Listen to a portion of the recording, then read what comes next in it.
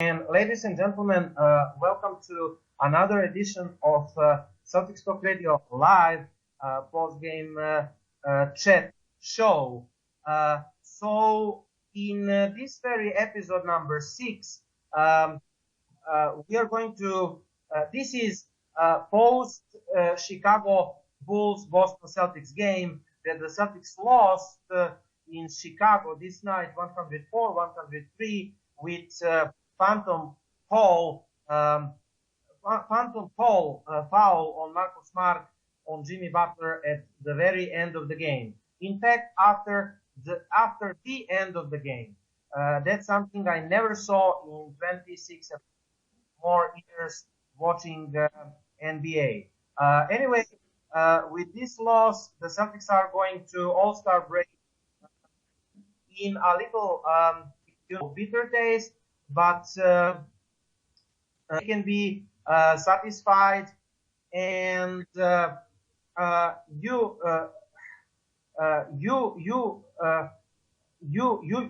know, because the Bulls snapped our 4 games winning streak, and the Celtics definitely, in fact, have something to be proud of. For example, tonight Isaiah Thomas broke the franchise record in 41 plus games with 20 plus points that is followed by John Havlicek, the Celtics legend, Hall of Famer from 70s, the captain and the best player of the team. So congratulations to Isaiah Thomas. Isaiah Thomas is 10.3 points per game in the fourth quarter, the leader of the all players in the fourth quarter. Also, Isaiah Thomas had 10 plus points in 20 and more games, and he has 4 games with 20 plus points in the fourth quarter only this season in the last 2 months. So Isaiah Thomas is last 2 months, January, when he was officially announced as the Eastern Conference Player of the Month, and he was announced of the Eastern Conference as an Eastern Conference Player of the first week of February too. So Isaiah Thomas has something to be proud of, and in general, Boston Celtics are doing great. They have won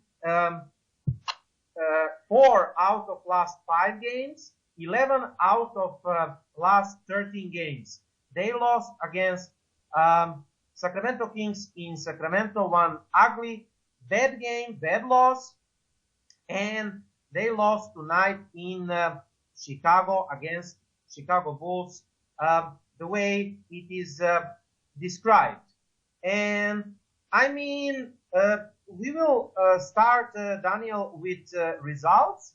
As always, you have a lot of reason to stay with us in the next 3 hours, because you will hear rumors breakdown, one audio, Daniel Ainge, 5 games recap, a lot of work ahead of us, and you can watch this show on the YouTube channel. Subscribe to YouTube channel Celtics Talk Radio. For this is episode number 6. You can watch this episode and all other episodes of the live post-game video chat with Danny and Igor on our YouTube channel, video channel, Celtics Talk Radio YouTube channel. And you can also follow us at Twitter, Celtics Talk Radio, STR, capital letters. Also, you can follow us at the Facebook page, is Celtics Talk Radio official Facebook page.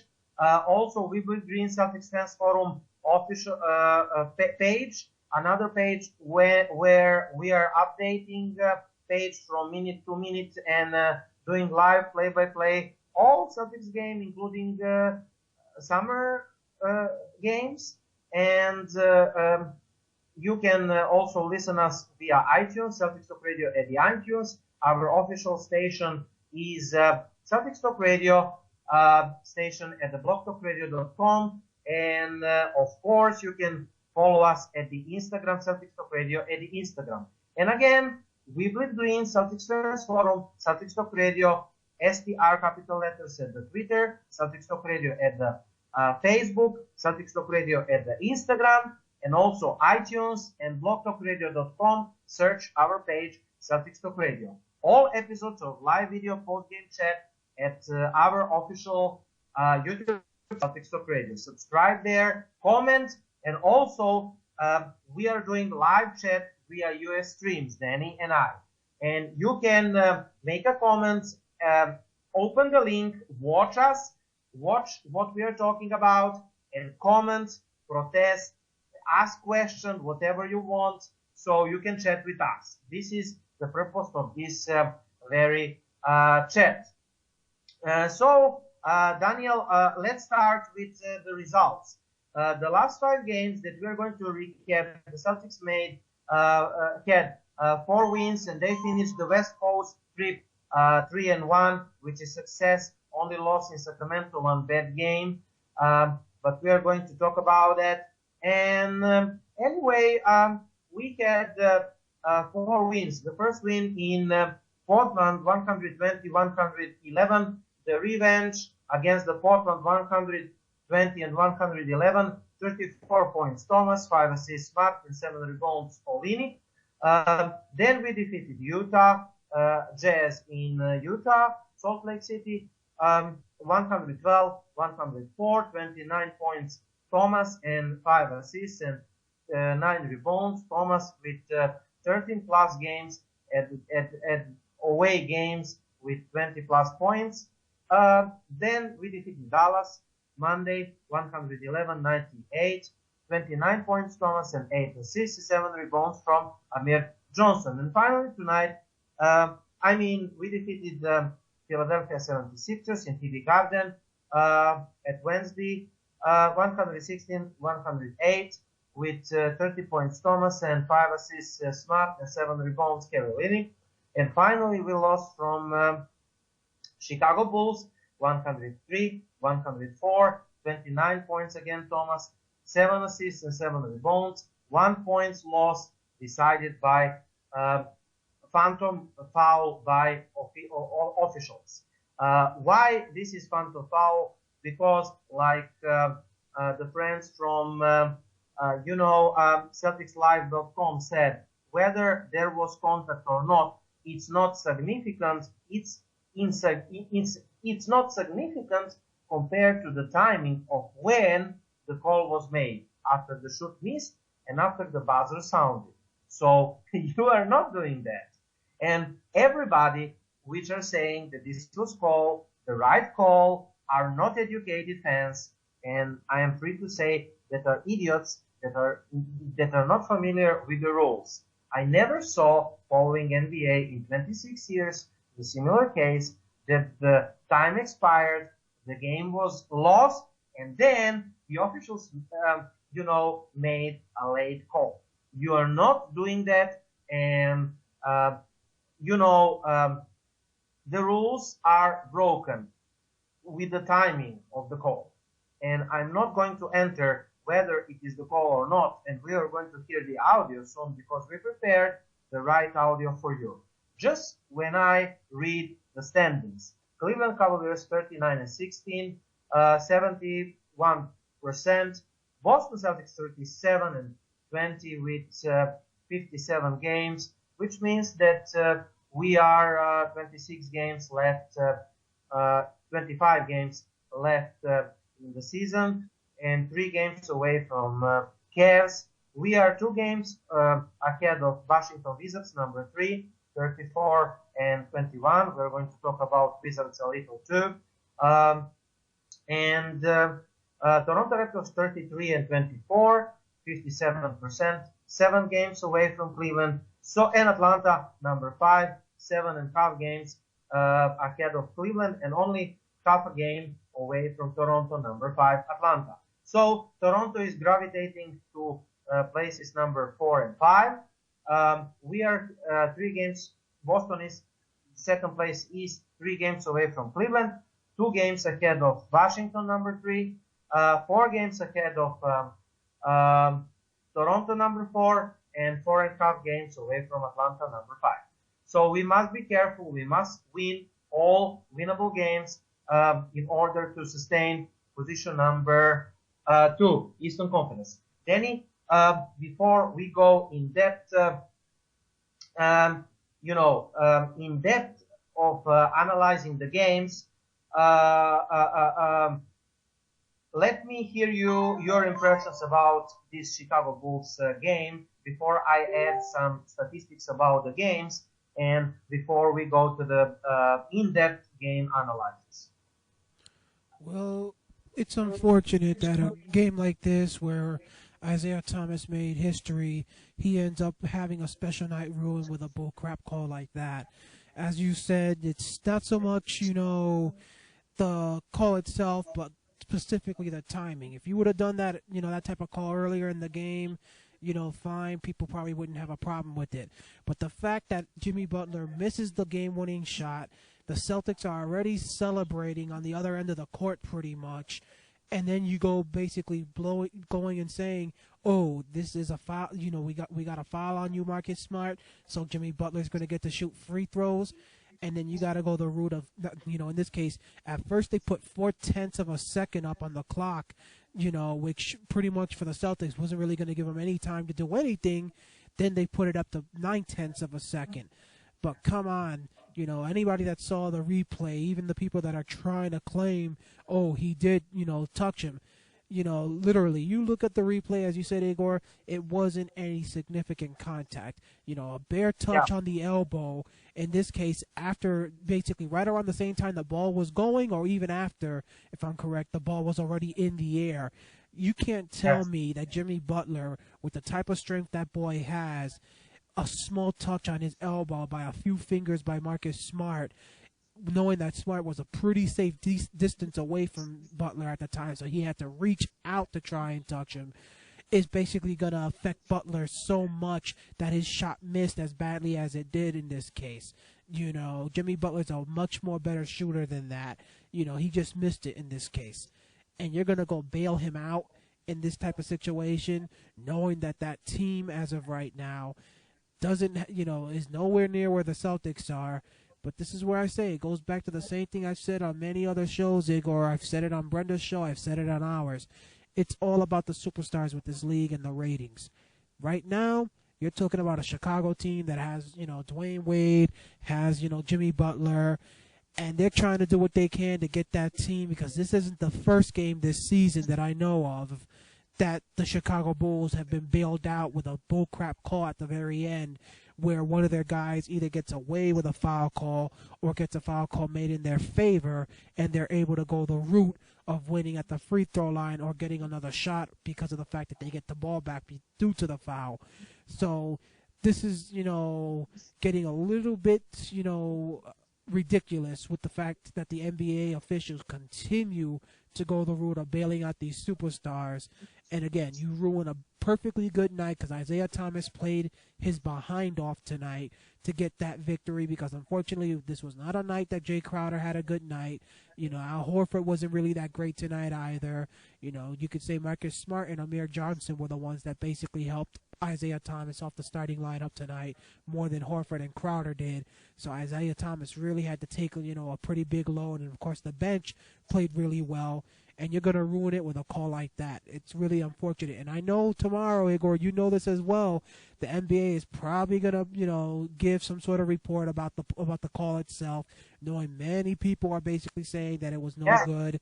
I'm almost hoping the officials, the NBA commissioner, if he's the one that basically makes the decision and says it was a good call or a bad call, or whoever it is that makes the decision of giving out that report, I'm almost hoping they say it was a good call, because if they come out and they say that was a bad call, I am going to be even more pissed than I am right now, because that will mean this isn't the first time we've been screwed. And of course the people will hear that on our audio. This isn't the first time we've been screwed with a bad call this season, and this will be getting pretty ridiculous how many times these officials are going to keep screwing us, knowing we're having to overcome so many obstacles as it is, thanks to all the injuries. Danny, I must give information that after the game, right away, the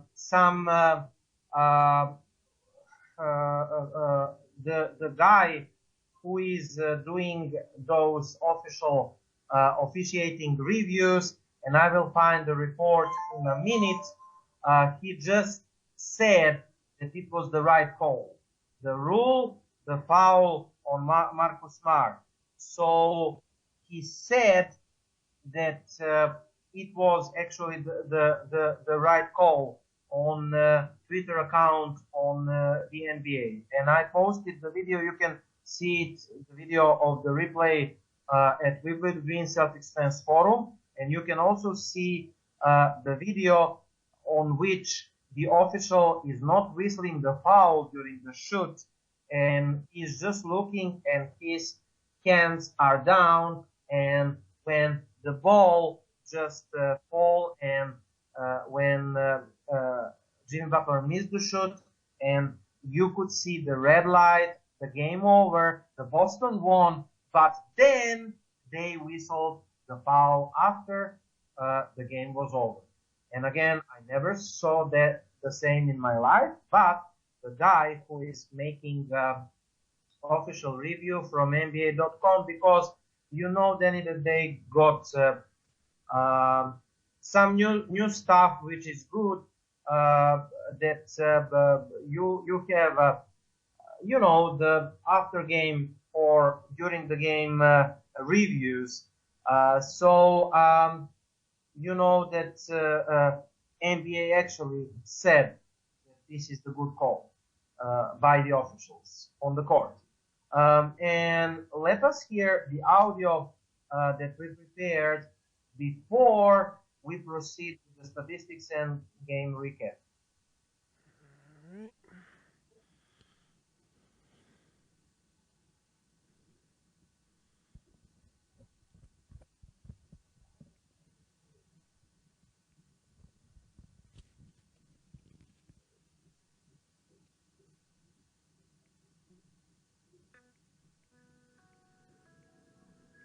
Gerard, let's get right to it. Everybody's talking about the final play.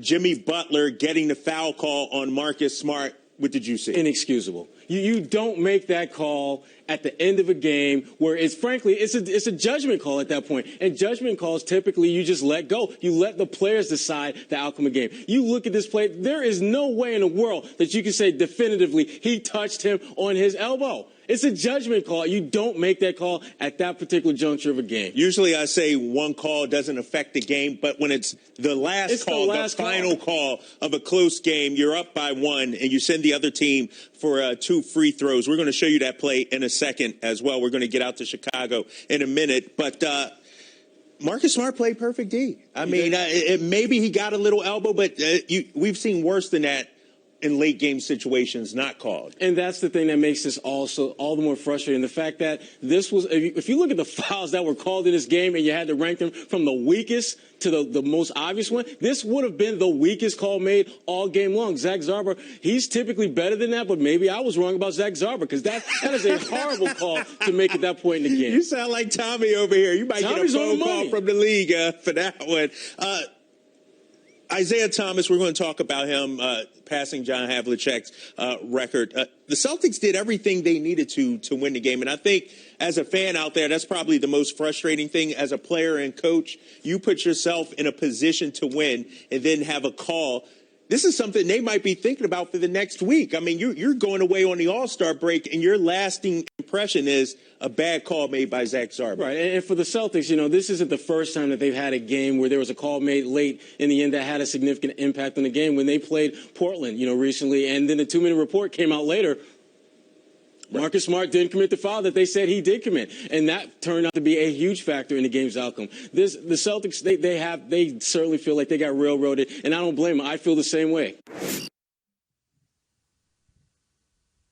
Okay, Igor. And again, so practically at that game against the Portland in Boston that we lost in overtime, NBA official review showed that Marcus Smart stole the ball and made a bucket, and it should be the Celtics win in regulation, and we were practically officially by NBA robbed by the officials. Now again, we are robbed not by Chicago Bulls players, but by that official that Sherrod E. Blakely showed. So now those are two games against us decided by the officials. We are not going here in conspiracy theories. We are just telling the truth.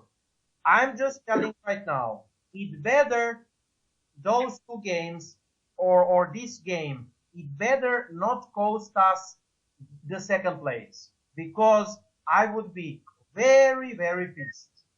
And the last year, if you could remember, Danny, we were tied and we lost the home court advantage during to the tiebreakers.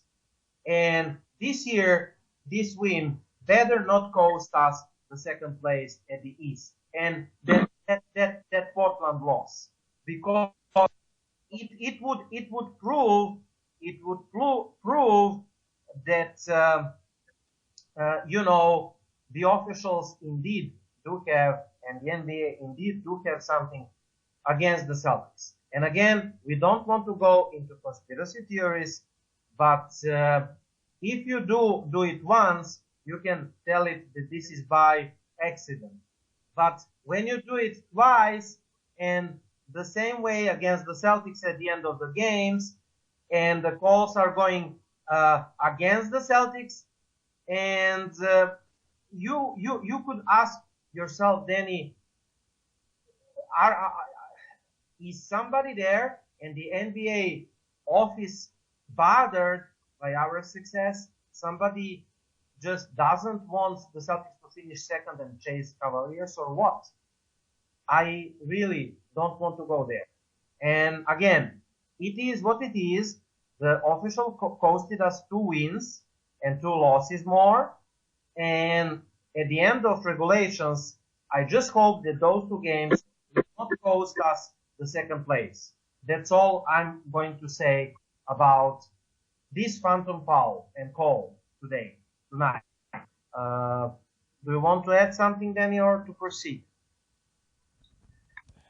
Well, unfortunately, as you mentioned, this is not the first time it's happened to us, and you can almost argue if the tables would have been turned. Let's say instead of the Celtics being up, it's the Bulls that would have been up at that time, and it's Jimmy Butler who basically could have been called for a foul of the same nature against, let's say, Marcus Smart or Isaiah Thomas. Would the call have been made in those same circumstances? Or would the officials had ignored it because it was Jimmy Butler? Meaning that technically, because Marcus Smart is not a superstar, they didn't give him the respect basically he deserved to let a foul like that at that type of time basically go and end the game and make it where Butler had to basically prove why he's a superstar and make the shot on his own. So that's another thing that we can easily say. It's unfortunate that many superstars like Butler, LeBron, Curry, all those guys will get those benefits of those type of calls when the game's on the line, and they basically choke when it comes to making the shot because they couldn't get the job done. The NBA will bail them out because it's those guys that bring in the ratings, that bring in the money. But when it comes to the players like Marcus Smart and all the other guys who aren't at the top of the league and aren't the ones being talked about by ESPN and TNT and all these other networks, they're the ones that basically get a slap in the face. And like you said, this is the second time that it's happened to Marcus Smart. When is the league going to realize this guy is one of the top premier defenders in the NBA? And at some point, you got to give him the respect he deserves, because if there's anybody capable of basically shutting down some of these better players, it's this man, Marcus Smart, along with Avery Bradley. So when are you going to go the route of giving him the respect he deserves and basically allowing him to play? Think, there was a play earlier in the game, Igor, if you recall, where Butler had a chance to go the route of making the shot to go up ahead of us, and Smart just knocked the ball right out of his hands, knocked it loose, and Horford was able to dive on it and got the ball to James Young, and then the Celtics called timeout. Well, what is it? Did the NBA basically not want Marcus Smart to make Jimmy Butler look bad twice by getting a stop on him twice, one by stealing the ball and one by making him miss the game-winning shot? that could easily be it. But again, it's so disrespectful and a slap in the face to Marcus Smart, knowing he's an elite talent when it comes to the defensive side of the ball, and when it comes time for him to go at it with these superstar players, he's still not getting the respect he deserves, even after all the years he's been playing in the league. Yeah, and again, we are Jimmy Butler. On claims he got fouled. Jimmy Butler on the final call, a foul is a foul. He hit my elbow. I don't care what nobody says. I think I made it if he doesn't alter it. So again, I would be ashamed to receive the call like that. And they are getting some screens, the Chicago Bulls, in which they show that Marcus Smart did touch his elbow, and again, to repeat, it doesn't matter because the ball was out of Jimmy Butler's hands, and B, the time expired, and Jimmy Butler missed. So it's not about the contact, it's about the timing of the call, and it was bad call. Isaiah Thomas on passing Havlicek, that doesn't mean anything. I'm trying to win championship one day and break those type of records. And by the way, while leaving the locker room, Thomas congratulated the Celtics on winning the game. And after the game, Thomas said, this is the bullshit call. And again, I can understand, like I said, Danny, Chicago Bulls fans trying to justify this because it's probably their biggest win of the season, and because they suck, and because they will be probably the first round exit, I cannot wait for the playoffs, and my personal wish is to meet Jimmy Butler and Chicago Bulls in the first round of the playoffs, so that we can show them. Anyway, like I said, Daniel, tonight we had the breaking of the record, 41 games plus Havlicek record, 41 plus games with 20 plus points by Isaiah Thomas. We're congratulating him. He's bitter because of that missed call. And again, I really hope, Danny, that this game will not have any influence over the guys there. I mean, over our guys. And we will give you the recap, and Daniel will give you the stats review on each of the 5 games. And we are starting the games recap right now. Then when it's about the numbers, and when we are saying and telling the numbers, you know that just 1 second. This per basketball references, the Celtics are no longer the last in defensive rebounding percentage. They are 29th in defensive rebounding percentage. This is still horrible, but at least we advanced 1 place. In February, Jaylen Brown, who missed the last 3 games with some minor injury, and he will return hopefully 24th February in Canada, when we are facing the Toronto Raptors in Air Canada Center. Practically, Danny, since Jaylen Brown was inserted in the lineup, we started to win. And I want to ask you when I finish statistics something. Jaylen Brown in February averaged 27.8 minutes as a starter, 10.2 minutes, 10.2 points per game, 4.2 rebounds, 33% on the 3-pointers, also 5.2 free throw attempts. And now I'm asking you, Danny, do you think that the change of Celtic style when Avery Bradley went down and when Brad Stevens inserted, um, Jaylen Brown as starting shooting guard, and he showed that he is versatile on the both ends on the floor. Our defense needed heights and athleticism, and it looks like though that big guards lineup worked out well, because the Celtics indeed do need the length and athleticism in their lineup, and especially the defense. And you know that the last year we were with Thomas and Avery Bradley top 4 defenses at one moment. So it doesn't necessarily mean that it's all about the heights, but we do need length and athleticism. And one period before he broke his nose, Jonas Jerebko was inserted into starting lineup alongside Jaylen Brown too. And with those guys, we could switch everything on the defense, and the teams could not make any advantage in the pick and roll plays. And that made our defense improve.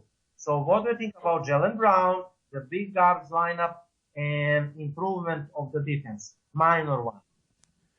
Well, when it comes to Jaylen Brown, one thing I think we can all admit when we've seen him play basically is he's shown his aggressiveness, something that we can admit Avery Bradley really doesn't have. You don't see Avery Bradley going on the attack to the rim a lot like Jaylen Brown would do. Jaylen Brown is kind of similar to a Jeff Green type player in that, in that case. Jaylen Brown will attack the rim. He's capable of knocking down the threes. The only thing with Jaylen Brown right now is that he still needs to work on his game because he misses a lot of easy baskets. So he's seen I think the last game he played before he went down with an injury, he missed like 5 or 6 shots from point-blank range right near the rim, shots that you can say if that would have been Avery Bradley, that would have gone in. And that would, 2 points, just look at how important 2 points were tonight in a game like this. One basket could be the difference between you winning and you losing. And in an Eastern Conference race like the one we're in right now, one loss could be the difference between you having the number 1 seed and having, LeBron and them have to come this way and face us Game 7 out here in Boston compared to you having to play out in Cleveland in Game 7 if you make it all the way to the Eastern Conference Finals. But Jaylen Brown is truly proving, that he's got what it takes. And I think as of right now, if I had to choose, I know most people probably would be saying I'm going to be crazy for saying this, but based on the long time that Avery Bradley's been out, he's been out several weeks already. He's missed, like close to 20-something games out of the last stretch, recently. I would actually go the route of saying if both of them were to return for the first game after the All-Star break, I would actually have Jaylen Brown. Either you keep Marcus Smart starting or you put Jaylen Brown to start, but you do not give Avery Bradley the starting spot back because you're going to need Avery Bradley to get some time to get back into a groove because he is going to have some rust once he returns due to the extended period. Yeah, he's been working, practicing, and all of that, but he's going to need some time to get back into shape and get himself, up to speed with all the time he's missed. And that's the thing. We're going to be in a position where right now we got the Washington Wizards right behind us, and you're right behind the Cavaliers. So this is not the time to be losing any games because you're trying to get Avery Bradley back into the thick of things with Al Horford, Isaiah Thomas, Crowder, and Amir Johnson. So you let him basically start on the bench while you give Smart or Jaylen Brown the right to start with those guys and maybe work Bradley in while letting him come off the bench and get some time with those boys in-game action playing together. And once he basically looks like he's up and ready and he's basically back to his old self, that's when you give him his starting spot back. But you do not go the route of giving him back that starting spot immediately because at the same time, for all we know, he could end up going right back down with another injury. It's been that type of situation with Avery Bradley as of late. I'm not saying that Avery Bradley is a bad player, but I'm saying that because of the defense and because of what the lineups with Jaylen Brown did, and they did it very well. Jaylen Brown should stay in the starting lineup, and Avery Bradley could come off the bench, Danny, and Terry Rozier could see, less playing time or non-playing time in the playoffs. It's important to set the rotations right now in those 25 games for the playoffs, Danny. And I really hope that Brad Stevens will set the rotations right. And let us move to another statistics. And like I said, the way the Celtics are defending pick and rolls, seems to me, Danny, that Marcus Smart at primary perimeter defender, his defense is more suited, tailor-made for the Celtics way of defense. What I'm trying to say is that the Celtics are defending pick and rolls with Smart and Brown better outside than with Bradley. It doesn't mean that Bradley is a bad defender. He's probably, if not starting five, then reserves of all defensive NBA team. But Marcus Smart took his role in the defense very successfully, and not only in the defense. In the clutch time, Marcus Smart is playing, and Marcus Smart hit the last nine games, not including the last game in Chicago. 11 points, 6 assists, 4 rebounds, 2 steals, and 41% from three. The Celtics are 8-1 in that wingspan. That means that Marcus Smart is a very important player for our success. And,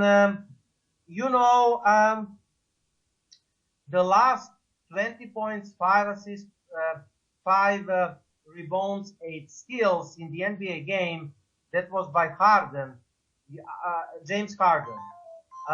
And only has been 43 such games since 1983, 43. And the Smart is 45th game with 25-5-8 game, 8 steals, career high. And, I don't know what the future of Isaiah Smart and Bradley is as a teammate, but I know it's going to be brilliant to have those three guys, Isaiah Thomas and Smart and Bradley, together this year again. You will not believe how awesome Smart make me feel. Brilliant month, basketball, February for him. He was the most important player in the recent run. Also, like I said, Isaiah Thomas, 41 players with 20 plus points, and he made the Celtics history. And again, congratulate to him. I don't care about personal records personally, but I'm glad to see that the Celtics players are successful. And, John Havlicek had in 1971-72, 40 consecutive games with 20 plus points, average 28.9 points per game. This season, before Chicago game, Isaiah Thomas was 30.9 points per game. He is below 30 points per game right now, but he's having 41 games with 20 plus points. And also, he was, he's now around 756 points shy of Havlicek's single season franchise scoring mark, and that is 2,338 points. So if Isaiah Thomas is average 26.2 points per game in the last 30 games, he would pass Havlicek for the Celtics single season scoring records. But right now it's doubtful, 25 games, and he's 756 points shy. but we will see. The next topic, Kelly Olynyk with some pretty impressive numbers in the last 4 games. Before Chicago game, 15.8 points per game, field goals, percentage 65.8, 3 points field goal, 57.1%, 7 rebounds, consistent rebounds in 4 games, and 2.3 assists, and magnificent defense of the pick and roll. So Kelly Olynyk is beasting, and he was great tonight too. And outside Isaiah Thomas, he is in the absence of Avery Bradley becoming, the second important player in the Celtics offense, Danny, and the end of the games, because we are missing that second guy. Crowder, he was the second guy, beside the Thomas majority of the season, but right now it's Olynyk. Olynyk is having the great last 5 games. Anyway, the Celtics are 17-4 when he scores 10 plus points. And Kelly Olynyk was season 16 out of 24 on corner threes. He leads NBA in that category. And his 4th most 3 points field goal percentage, 4th most field goal percentage by 7-footer in NBA history. I repeat, 4th most 3-point field goal percentage by 7-footer in NBA history, 236 threes. And we congratulate Kelly Olynyk, and we wish him to stay many, many years with Celtics and to play very successfully. Another statistics that I have is Marcus Smart. Marcus Smart has been filling the stats sheet. He had 25-5-8 game against Philadelphia. 8 steals, career high. The first Celtics with 8 plus steals since Rajon Rondo, March 2011. Against, in February, Marcus Smart called Cobra, averaged 13.8 points per game, field goal percentage 48.2%, 3 points field goal percentage 33%, 4.1 rebounds, 4.4 assists, and 3.3 steals. Congratulations, Marcus Smart. Alongside Kelly Olynyk and Isaiah Thomas, he was the key of the Celtics' success. 11 out of last 13 games won, and we lost from Chicago tonight, and in Sacramento only in the last 13 games. Now, Daniel, let's start with Chicago. You will read and analyze the statistics, and I will read the recap, and then we will move to Philadelphia game. Okay. Well, as you said, the Celtics ended up losing this game by 1 point. It was pretty on a pretty bogus call. The final score, as the thing is popping up here, was the Celtics losing it 104-103 in Chicago. Come on, stats. Dealing with the phone issue. Box score. Yep. So Isaiah Thomas was, of course, the leading scorer for the Celtics. He finished with 29 points in 34 minutes, going 8 of 18 from the field, 4 of 9 from three-point land. He had 3 rebounds, 7 assists, and he was called for 3 fouls. The second highest scorer for the Celtics was, of course, Kelly Olynyk, as you mentioned. He scored 17 points in 32 minutes, going 6 of 10, including 3 of 6 from downtown, with 7 rebounds, 4 assists, and 2 fouls called against him. Terry Rozier was the third highest scorer, going with 11 points in 23 minutes, 3 of 8 from the field, 3 of 6 from downtown, just like Olynyk, 3 rebounds, 3 assists, and was called for 2 fouls. And then the only other player outside of those 3 to make it to the double digits was actually Amir Johnson, who scored 10 points in 17 minutes, going 5 of 6 from the floor, which, of course, most of that was in the first half. had 2 rebounds, 0 assists, and was called for 2 fouls. So Jay Crowder, Al Horford, Marcus Smart, Jonas Jerebko, Gerald Green, Tyler Zeller, and James Young, they all scored 7 points or less tonight in this game. Horford, 7 points in 27 minutes, going 3 of 10 from the field. Crowder, 7 points in 33 minutes, went 3 of 8, including 0 of 4 from downtown. Smart went with 5 points in 33 minutes, 1 for 5, 0 of 1 from downtown. Then on the Bulls side of things, you had Jimmy Butler, who of course was the tie with Isaiah Thomas as the leading scorer overall for the game. He had 29 in 40 minutes, went 9 of 20 from the field, 2 of 5 from downtown, 4 rebounds, 7 assists, and 2 fouls called against him. Their second highest scorer was Portis off the bench, who scored 19 points in 26 minutes, went 8 of 13, 1 of 4 from downtown, had 8 rebounds, no assists, no fouls called against him. The next high scorer was Lopez, who scored 15 points in 27 minutes, 7 of 13 from the field, 8 rebounds, 2 assists. Taj Gibson was the next scorer. He had 12 in 28 minutes, 5 of 8 from the field, 9 rebounds, 2 assists. Then you had Dermott, who scored 11 points in 30 minutes, 4 of 12 from the field, 1 of 6 from downtown, and 2 rebounds.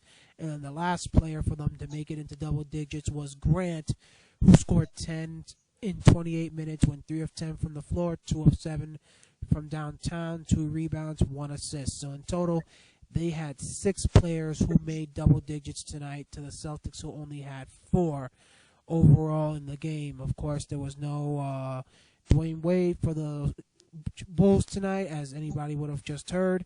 And, of course, the Celtics without Avery Bradley and Jaylen Brown, for example. So, obviously, Igor, it was, this game, many people on top of the officiating with that bogus call, they're going to look at guys like Jay Crowder, Al Horford, and Marcus Smart, for not putting up on the offensive end. But Marcus Smart, I think, is the only one out of those 3 that you can give him a bit of a pass, because Marcus Smart had the tough task of defending Jimmy Butler. It was kind of like the situation you would see when Paul Pierce was here with the Celtics and they would go at it with LeBron James. He had to waste all his energy to just stay in front of LeBron and make sure LeBron was not getting to the rim and was having to be turned into a jump shooter.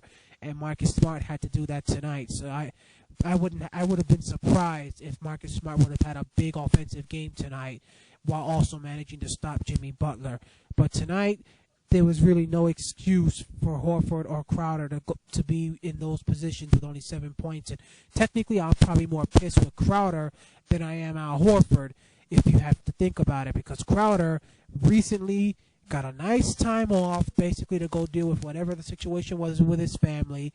So basically, he's had two games rest while the rest of these guys have been playing. And in this game, he didn't get a single basket until late in the third quarter, which means the entire first half, he basically was a no-show. And that is something we can't afford for you to be doing if you really want to be a starter on this team, knowing that Jaylen Brown and Gerald Green play the same position as you, and they could easily basically go having offensive nights, both those guys, because pretty much Crowder, what? Does he bring any defense we can really say the same way Marcus Smart or Avery Bradley does? No, he doesn't. So those guys are capable of having big offensive nights just like Crowder does if they were to get the same type of minutes. So Crowder, if I got to be more pissed with anybody, it's got to be Jay Crowder for actually waiting until the third quarter to get himself into a groove. Okay, and to finish with this game, we described how the Celtics lost, and the Celtics still did have the chance because the rule was that the Celtics are having 0.9 seconds, and Brad Stevens drew the play. Then we called another timeout because Kelly could not, pass the ball, and in order to avoid, losing the ball, Brad Stevens called another timeout, and the ball actually came to Al Horford, and he, missed by the buzzer, and the Bulls walk away with the fortunate victory. And not much came as easy for the Celtics, but they controlled most of the fourth after getting hurt by some of the Bulls' peripheral pieces early. The Celtics forced the same guys, Jerian Grant and Bobby Portis, to miss some key shoots late. And it was the good strategy in the defense to force, without Dwayne Wade, those two guys to,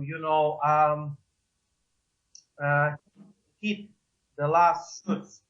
And, Kelly Olynyk damaged the Bulls to extend his streak on pleasant outings. Rozier hit the big three-pointer in the last 5 minutes and grabbed many rebounds, manly rebound minutes later. Thomas 29 points. He passed 41 games with 20 plus points mark. He broke the franchise record held by Havlicek. He broke free for layup to give the Celtics their first lead in the fourth, then sunk a 3 minutes later to break the score, but the Celtics never could break free. Thomas needed to fight past the game, but for defense for some of 11 fourth quarter points. The Bulls dominated the glass and made the things tough in the paint, and with little more than a minute left, Butler blocked Thomas for layup attempt, giving the Bulls a chance to take the lead, and they grabbed the offensive rebound and on the ensuring possessions, but Marcus Smart ultimately stripped by Butler to preserve a 1-point Celtics advantage. He would have saved the game with that play, and he forced the missed momentum later, but the referee declined otherwise. The Celtics lost control during the third when A, their offense slowed down, B, the Bulls continued to hurt them with physicality and crushing the offensive glass. Jaren Grant hit some jumpers. Robin Lopez 6 points, 3 offensive rebounds, and 2 blocks in that wingspan. Bobby Portis scored 2 more buckets to tie the season high 17 points with one quarter remain. So the Celtics offense slowed down. The Bulls continued to hurt them with physicality, offensive boards, and second chance points. After calling on the skilled lineup later in the fourth, and that is Thomas, Rozier, Crowder, Kelly Olynyk, and Horford, Boston found some success picking and popping, pick and pop and drawing closeouts, but still couldn't hold down the strong Bulls. That was about the Bulls game. Then we're moving to Philadelphia 76ers game. Open please the statistics: 116, 108, 30 points by Isaiah Thomas, 5 assists by Smart, and 7 rebounds by Kelly Olynyk. So analyze the statistics, and I will, of course, recap the game. So in this game, the Celtics, as you mentioned, won 116 to 108. Avery Bradley scored 33, or should I say Isaiah Thomas scored 33 points in 34 minutes, going 9 of 19 from the floor, 4-7 from downtown, with 4 rebounds, 3 assists. You had, after that, the next highest score for the Boston Celtics was Marcus Smart, 21 points in 34 minutes, going 7 of 11 from the floor, 3 of 7 from downtown, with 5 rebounds and 5 assists. Then you had Jay Crowder, who had a good game in this one, 18 points in 35 minutes, 5 of 13 from the floor, 1 of 5 from downtown, 5 rebounds and 2 assists. The next high scorer was Kelly Olynyk off the bench, who scored 16 in 26 minutes, going 6 of 8 from the field, 2 of 2 from downtown, 7 rebounds, 3 assists.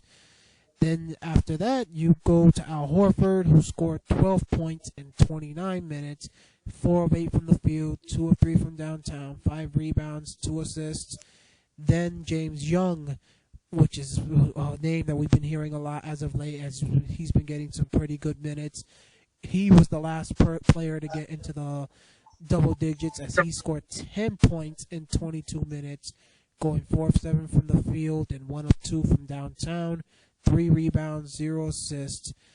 After that, you had 2 points from Zeller, 2 points from Rozier, 2 points from Amir Johnson, nothing from Jonas Jerebko or Gerald Green in this game.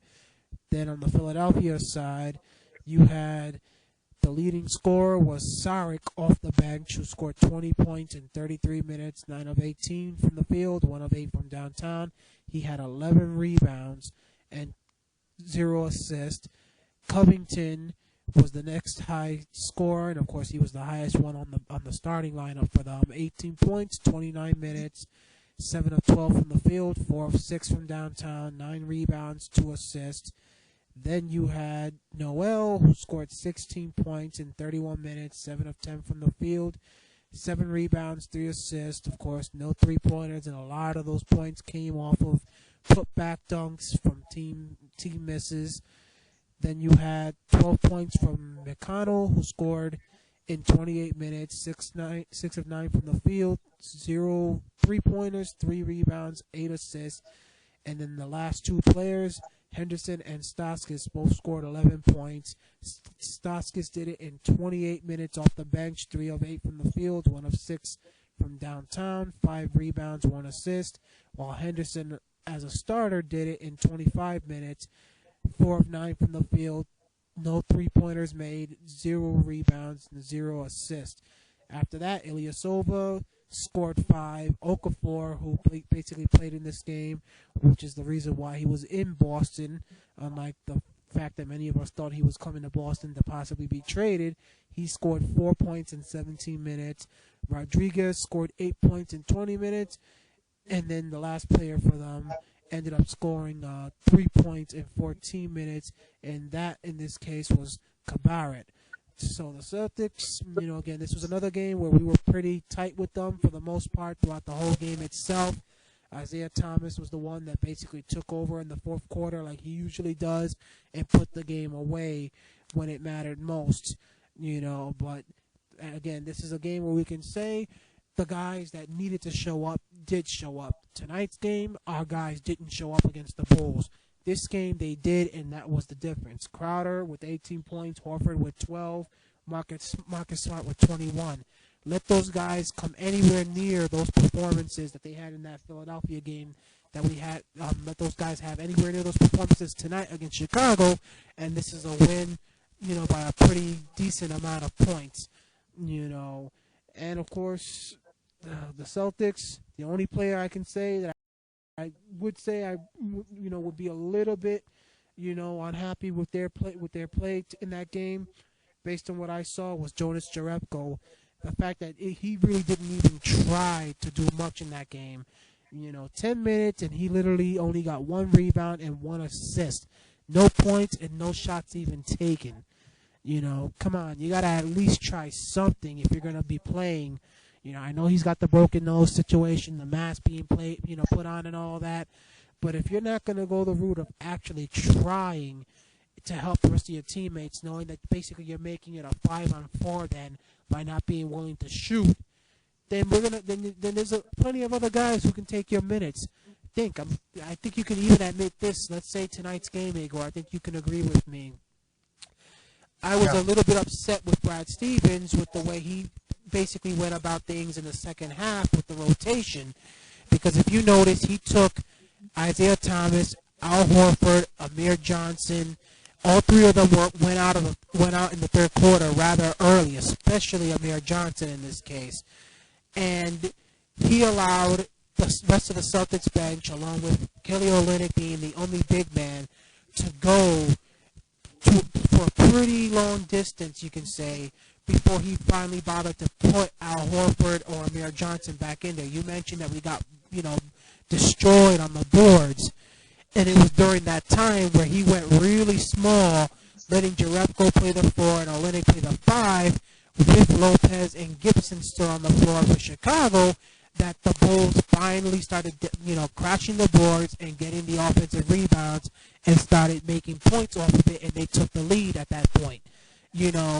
Brad Stevens, in my opinion, has to go the route of giving guys like Tyler Zeller, for example, and Jordan Mickey some more time at the power forward or center positions. We cannot continue to play teams like the Chicago Bulls team tonight with Jonas Jerebko playing the power forward, because tonight proved he doesn't have the body to go banging with Lopez or Taj Gibson. So in this game, he got away with it because Philly isn't really a big team. They got, a couple of big guys, but the big guys are not as talented as the ones in Chicago.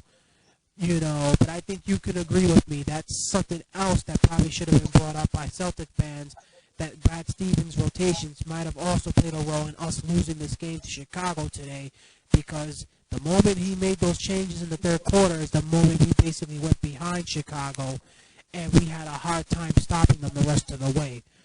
But again, Jerebko, if you're not going to go the route of at least shooting the ball, what's the point of giving you any minutes? For that, we'll give it to Tyler Zeller and let him play the big man position at the power forward, because at least we know he's going to play some defense and get the rebounding we need. Excellent stuff, Danny. And let me add a few things. Marcus Smart, 21 points against Philadelphia, and 7 of 11 field goals, 8 steals, career high, 5 assists, 5 rebounds in the history of NBA, 25-5-8 games. Happens only 43 times, and Marcus Smart is 44th time. And the last game before Marcus Smart was by James Harden earlier, I think in Oklahoma. Marcus Smart is the first Celtics since Larry Bird, October 1985, with 20 plus points, 5 plus rebounds, 5 plus assists, and 8 plus steals in the game. Since Larry Bird, October 1985. That shows you that this Celtics team is special. Now, the Celtics beat 76ers 116-108. Isaiah Thomas with 33 points, Smart with 21 points and 8 steals, and the Celtics at that point have won 11 of last 12.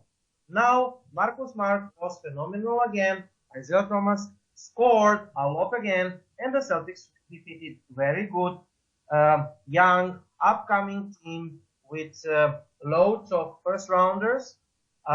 Philadelphia 76ers without Joel Embiid, and we were without Brown and Bradley. Marcus Smart, Isaiah Thomas helped the Boston Celtics to surpass and held off Philadelphia 76ers 116-108.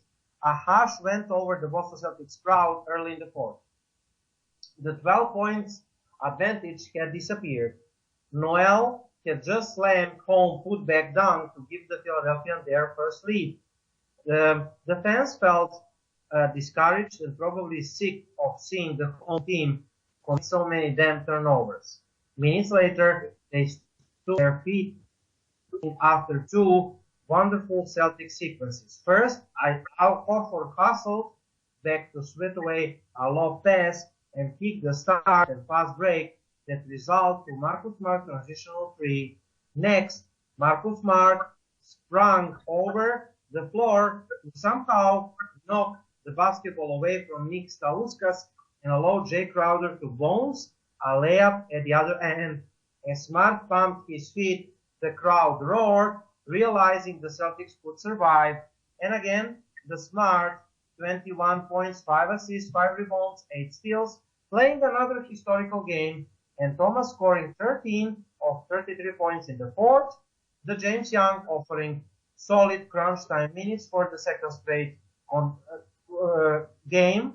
Tonight against the Bulls, Young was great too. Down the stretch, Smart racked up steals. Thomas made some defensive plays of his own, and the Celtics ran over 76ers with a small ball unit that featured Jay Crowder at 4, which 18 points at power forward. You know, frustrating their coach with up and down first half. The Celtics put together strong third quarter to put the 76ers behind them. Thomas burst by defenders for layup. Johnson threw beautiful outlet pass to Crowder. Smart took a charge, drill, pair of three-pointers, and some craftiness in the paint. And otherwise, the ball movement picked up. The effort jumped a few levels. The stream of turnovers slowed down a bit. And even through McConnell continued his strong play for Philadelphia, the Celtics turned the halftime tie into the 12 points lead. Later, that was evaporating. Though James Young scored a few hoops, continued to play like a viable rotation guy. Sergio Rodriguez drilled a couple of three-pointers. Dario Saric and Nick Stauskas batted a river for bucket, and Noel put back down, put the 76ers ahead. The Celtics responded well, and they did really well. They needed to largely because of an even start. The Celtics alternated between the brilliant and frustrating during the first half. If they had not committed an amount of turnovers in the early going, they might have scored 1 billion points over the first 10 minutes.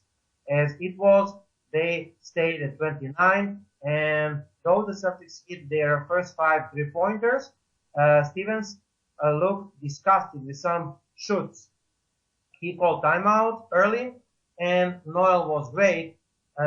James Young hit the pointer in the second quarter, and the Celtics surrender, run out buckets, and late. The Stevens quickly called another timeout, and this is note that the Celtics who retreated on defense didn't match. Boston allowed 8 first half offensive rebounds and probably should have done more to stop Robert Covington, who went 4 for 4 for threes in the first half, while the other 76ers went 0 of 11. So there was brightness through. Smart had good game. Olini came off the bench with lots of success, and he went into the half with 13 points, 5 of 6 shooting. Isaiah Thomas 18 first half points, and without traveling, and despite 12 turnovers and some careless lapses, the Celtics, went into the break with 61-61, and it helped that they shot 21 of 40, 52%, including 8 of 14 from 3. It helped too that they put together another strong finish, and the Celtics after Philadelphia were 29-3 when they are tied or ahead at the halftime. After the 3 quarters. After the 3 quarters, when the Celtics are tied on ahead, the Celtics are 29-3, and they have won 11 of last 13 games. Now, Danny, you recap Timberwolves, I recap Dallas Mavericks game.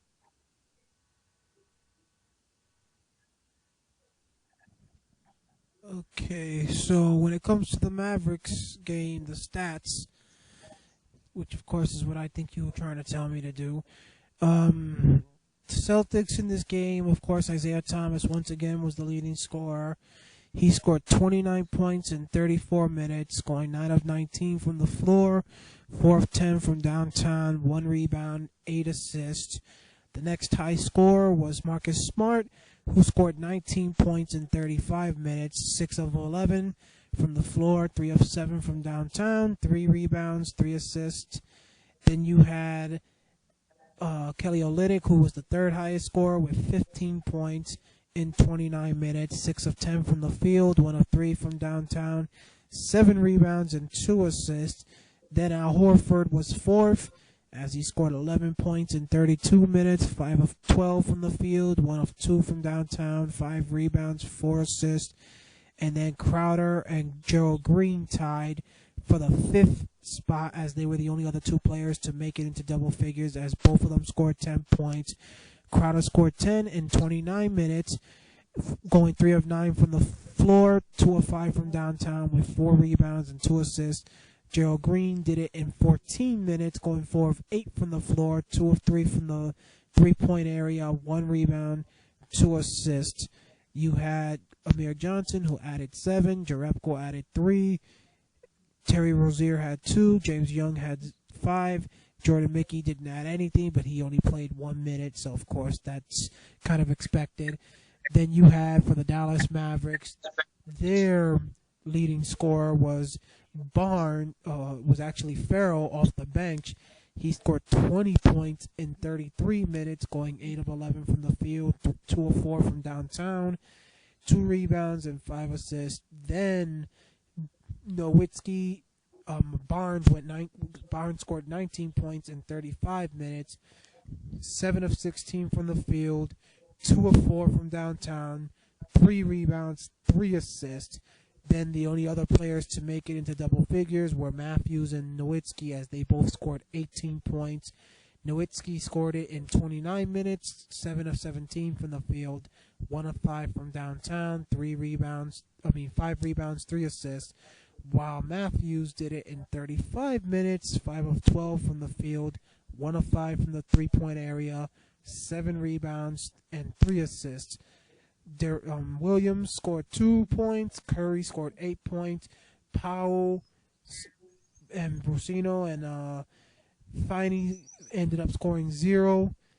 You had Harris, who scored 9 points, Anderson scored 2, and Majiri, which is one of their centers, scored 2 as well. So, of course, pretty much you can say the Celtics bench ended up, thanks to Kelly Olynyk and Gerald Green for the most part, ended up going the route of outscoring the Dallas bench 35 to 33.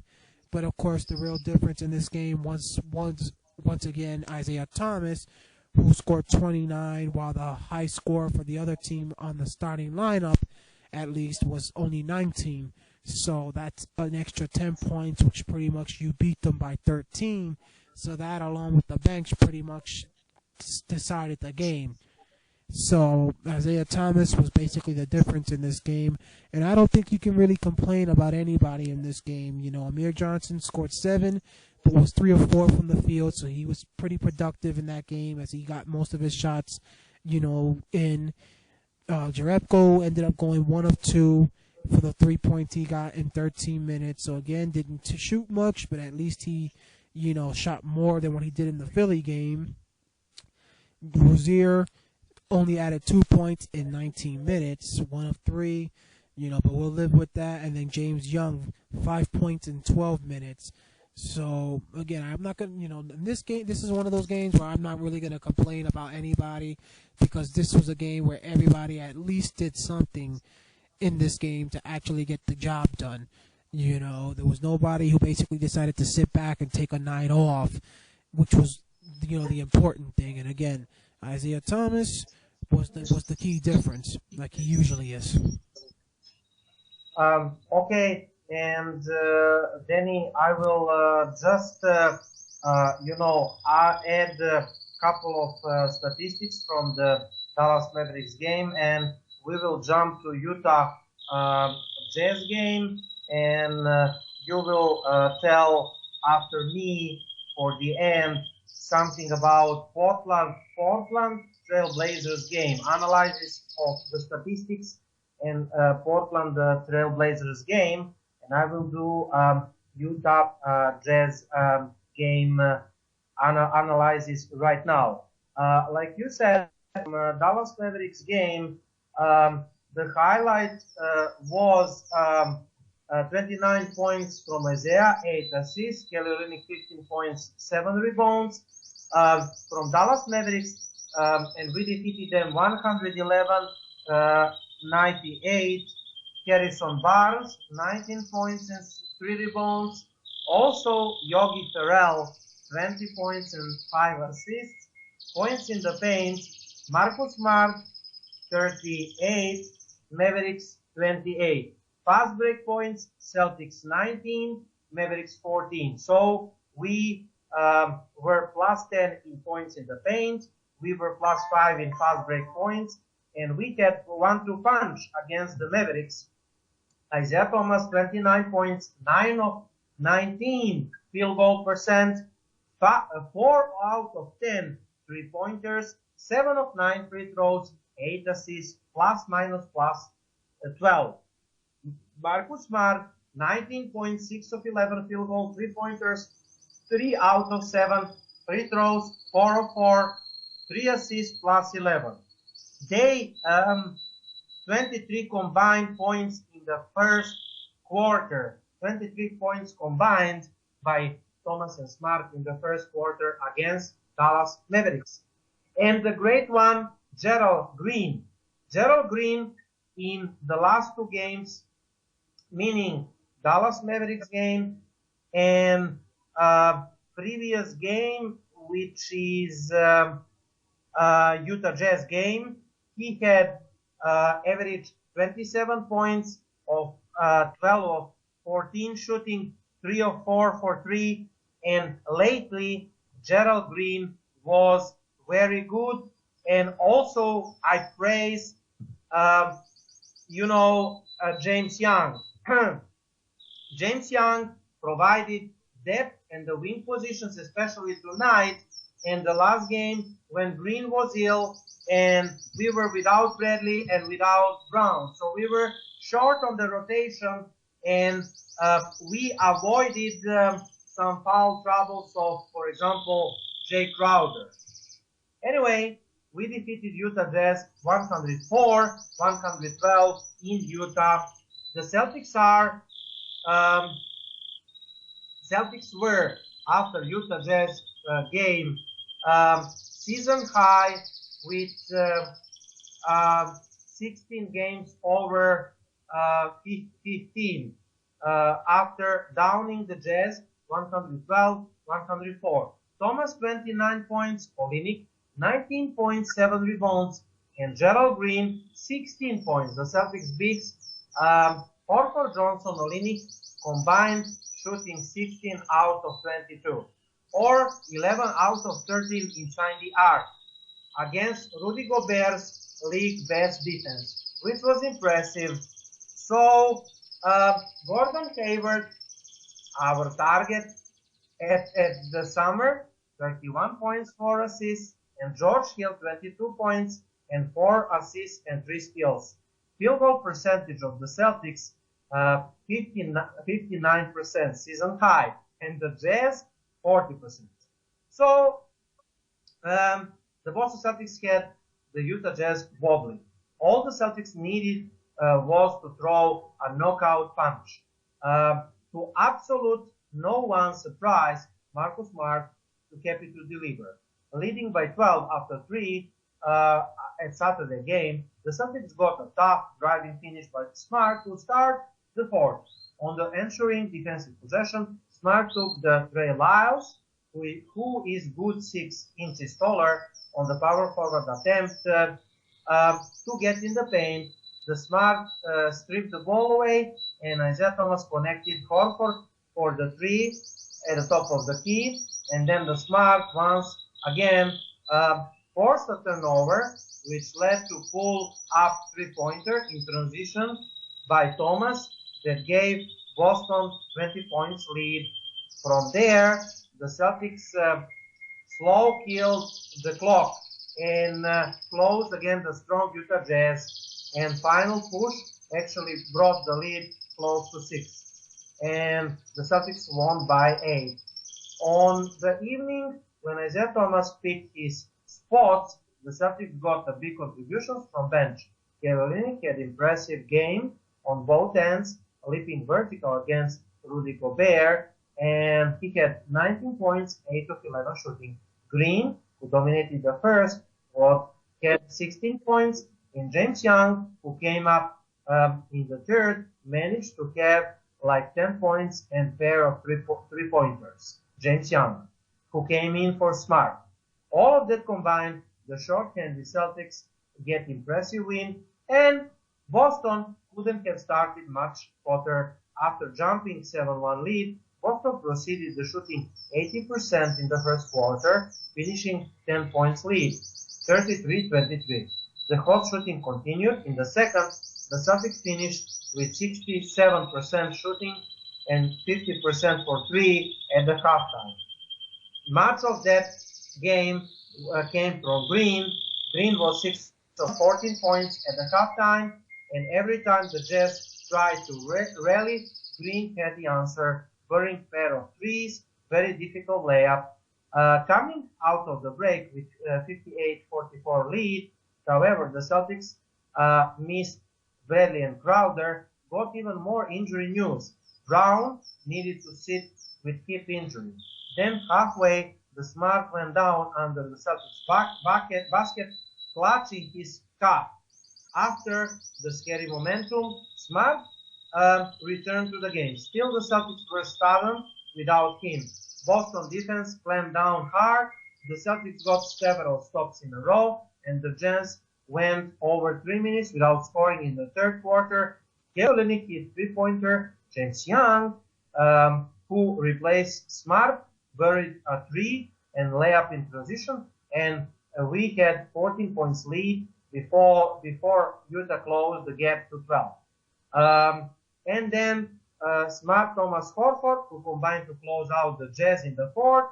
Utah had hit several threes down the stretch and fouled to extend the game, but Boston's damage was already done. The Celtics improved after the Utah Jazz win to 35-19,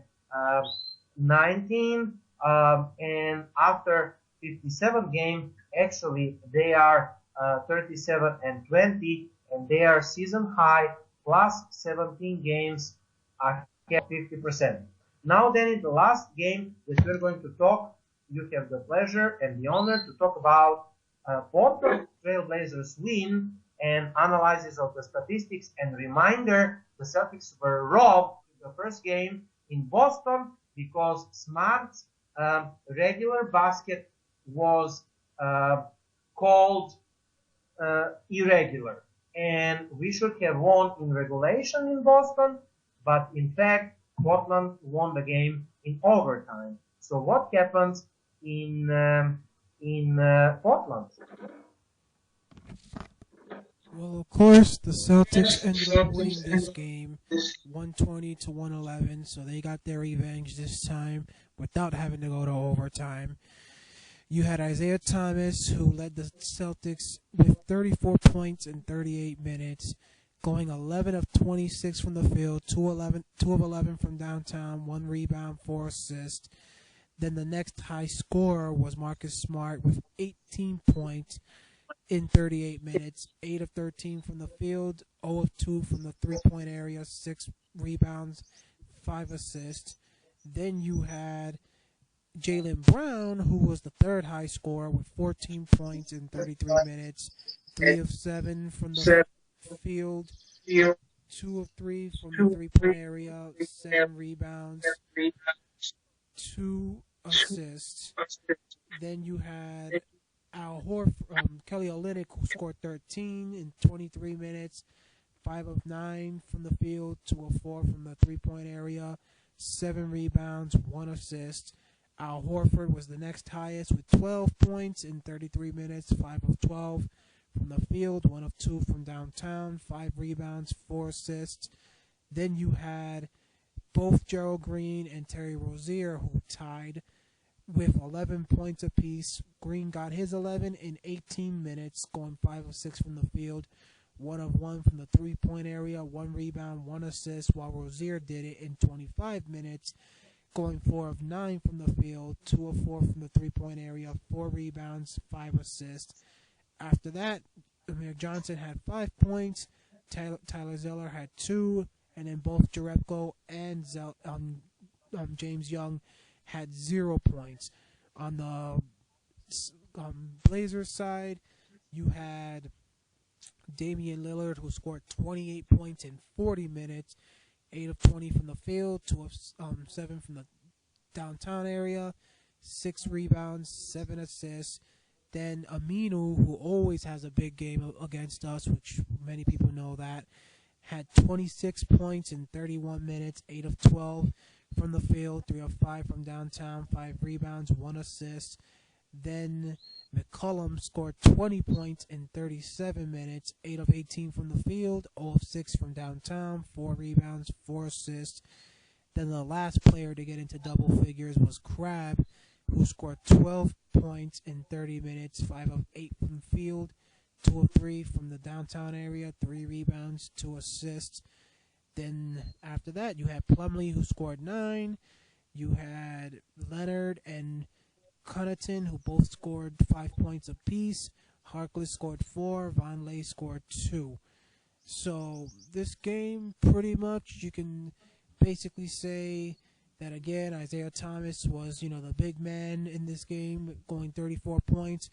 But me, I actually got to look at the bench in this case and go the route of saying, technically, we know that Aminu always has a big game against us every time we seem to play him, and I know I get tired of having to go against this guy because he always seems to abuse the bench players when he basically comes in.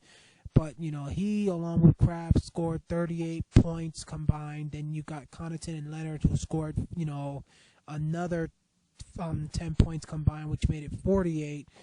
But thanks to Gerald Green, Kelly Olynyk, and Terry Rozier, those guys managed to basically put up, between the three of them, a total of 35 points, which, along with the 2 points from Zeller, ended up making it where,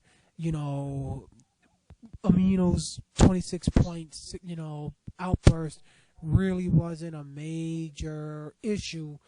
And because of the fact that technically Isaiah Thomas did what he did and the rest of the Celtic starters got the job done, they were able to counteract what, little bit of, output Aminu did. So pretty much the 26 point, outburst by Aminu didn't mean much. You can pretty much say it was really the 12 points by Crabbe that really basically was the difference for the Portland Trailblazers with the bench. But unfortunately for them, their starters didn't get the job done, as only 3 of their starters, or should I say only 2 of their starters, got into the starting lineup.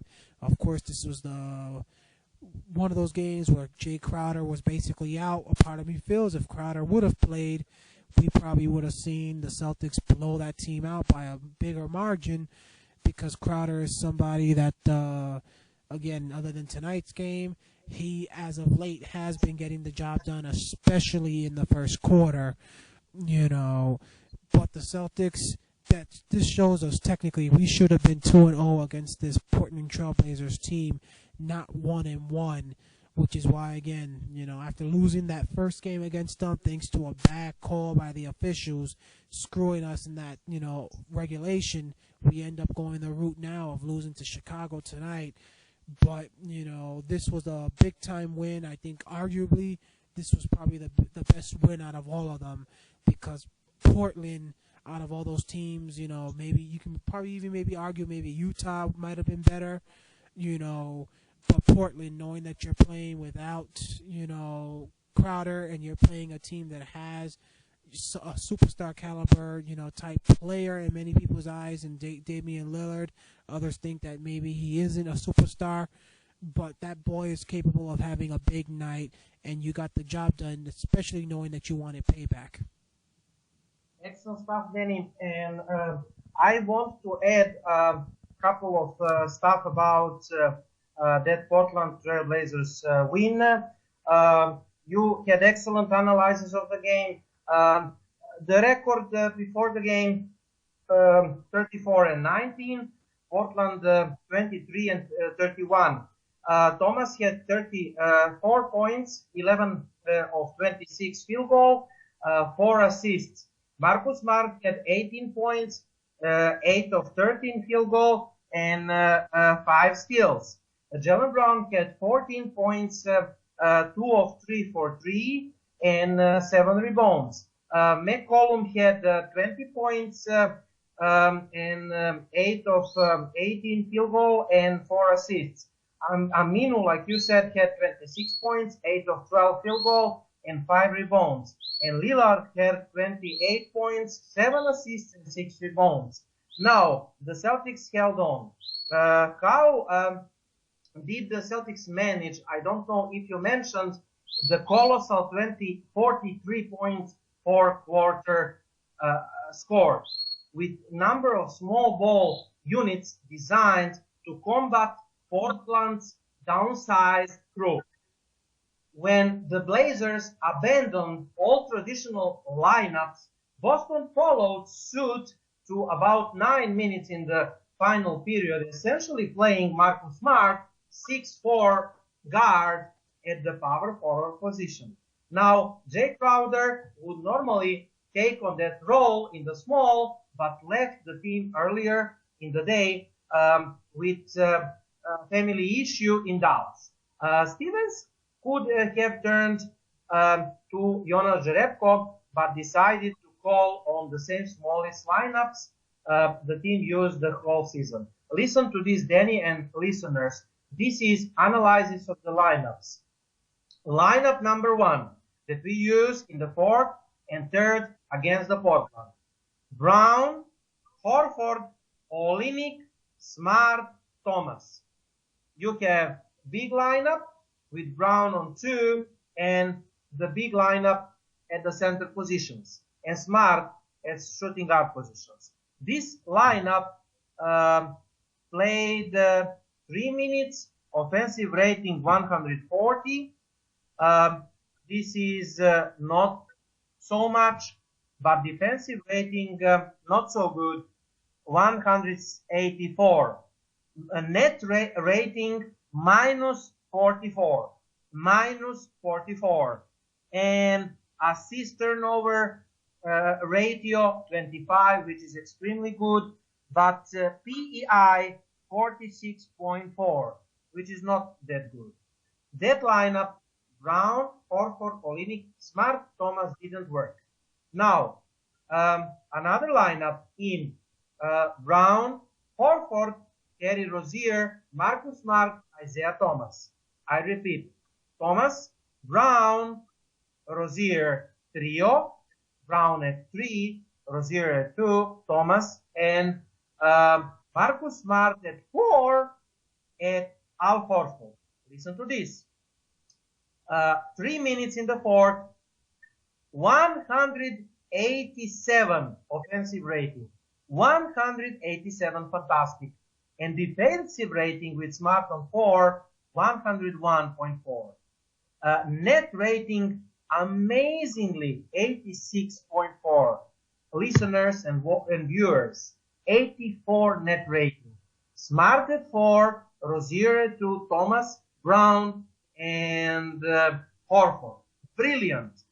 And PEI 92.5%. PEI. This is, estimated rating. Anyway, number 3 lineup. Smart, Rozier, Brown, Gerald Green on 3, Brown on 4, and Kelly Olynyk at 5. Rozier and Smart.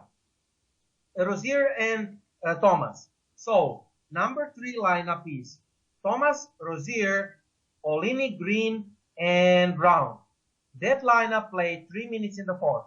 They had 155 offensive and defensive 147. Not so good. Net rating 8.2, which is not so good. So, after PEI 50%, that lineup was sub. Another lineup, number 4, listen to this, guys. Thomas, Rozier, Smart at 3. Green at 4, Olynyk at 5. So, Marcus Smart again at 4. Sorry. So, Thomas, Rozier, Green at 3, Marcus Smart at 4, and Olynyk at 5. That lineup played 2 minutes. And offensive rating was phenomenal again. 180. And defensive rating so-so, 143. Net rating 37, second best to lineup number 2. Net rating 37. And PEI 57. Again, not so good. But lineup number 5 in the fourth, 1 minute. Listen to these guys. Thomas, number 1. 2, Brown. 3, Green. 4, Smart. And 5, Horford. So, this lineup played 1 minute. And this lineup, Thomas, Smart, Horford, Green, Brown, with Smart at 4, played 28 offensive rating. 208 offensive rating. Defensive rating 200, net rating 8.3, and PEI 72.7. What does it mean? The most successful lineup, Danny and guys. Thomas, Smart at 4, Thomas at 1, Rozier 2, Brown at 3, Smart at 4, and Horford at 5. They had net rating 86.4 and PEI 92.5. So, as you can see, the Celtics only used a traditional lineup for 3 minutes of the fourth. The rest, they play some unorthodox mixed group. Isaiah Thomas and Terry Rozier at guards, at the wings, Jaylen Brown and Green. And the big guys, either Olynyk and Horford, and Smart at 4. And maybe we are exaggerating, explaining the Smart's importance, but this was brilliant by our coach, Brad Stevens. Do you have something to add, Danny? Because this was the lineups analysis from the Portland game, which is very important and very, very fun for me. Well, it's not a surprise that lineup of Thomas, Rozier, Brown, Smart, and Horford, if that was the one that you just mentioned there, that was the best. It's not a surprise that would be the best one, knowing that in this case you got 5 guys that are capable of knocking down the three-pointer. You got to look at it kind of similar to the way the Golden State Warriors kind of like to do their job.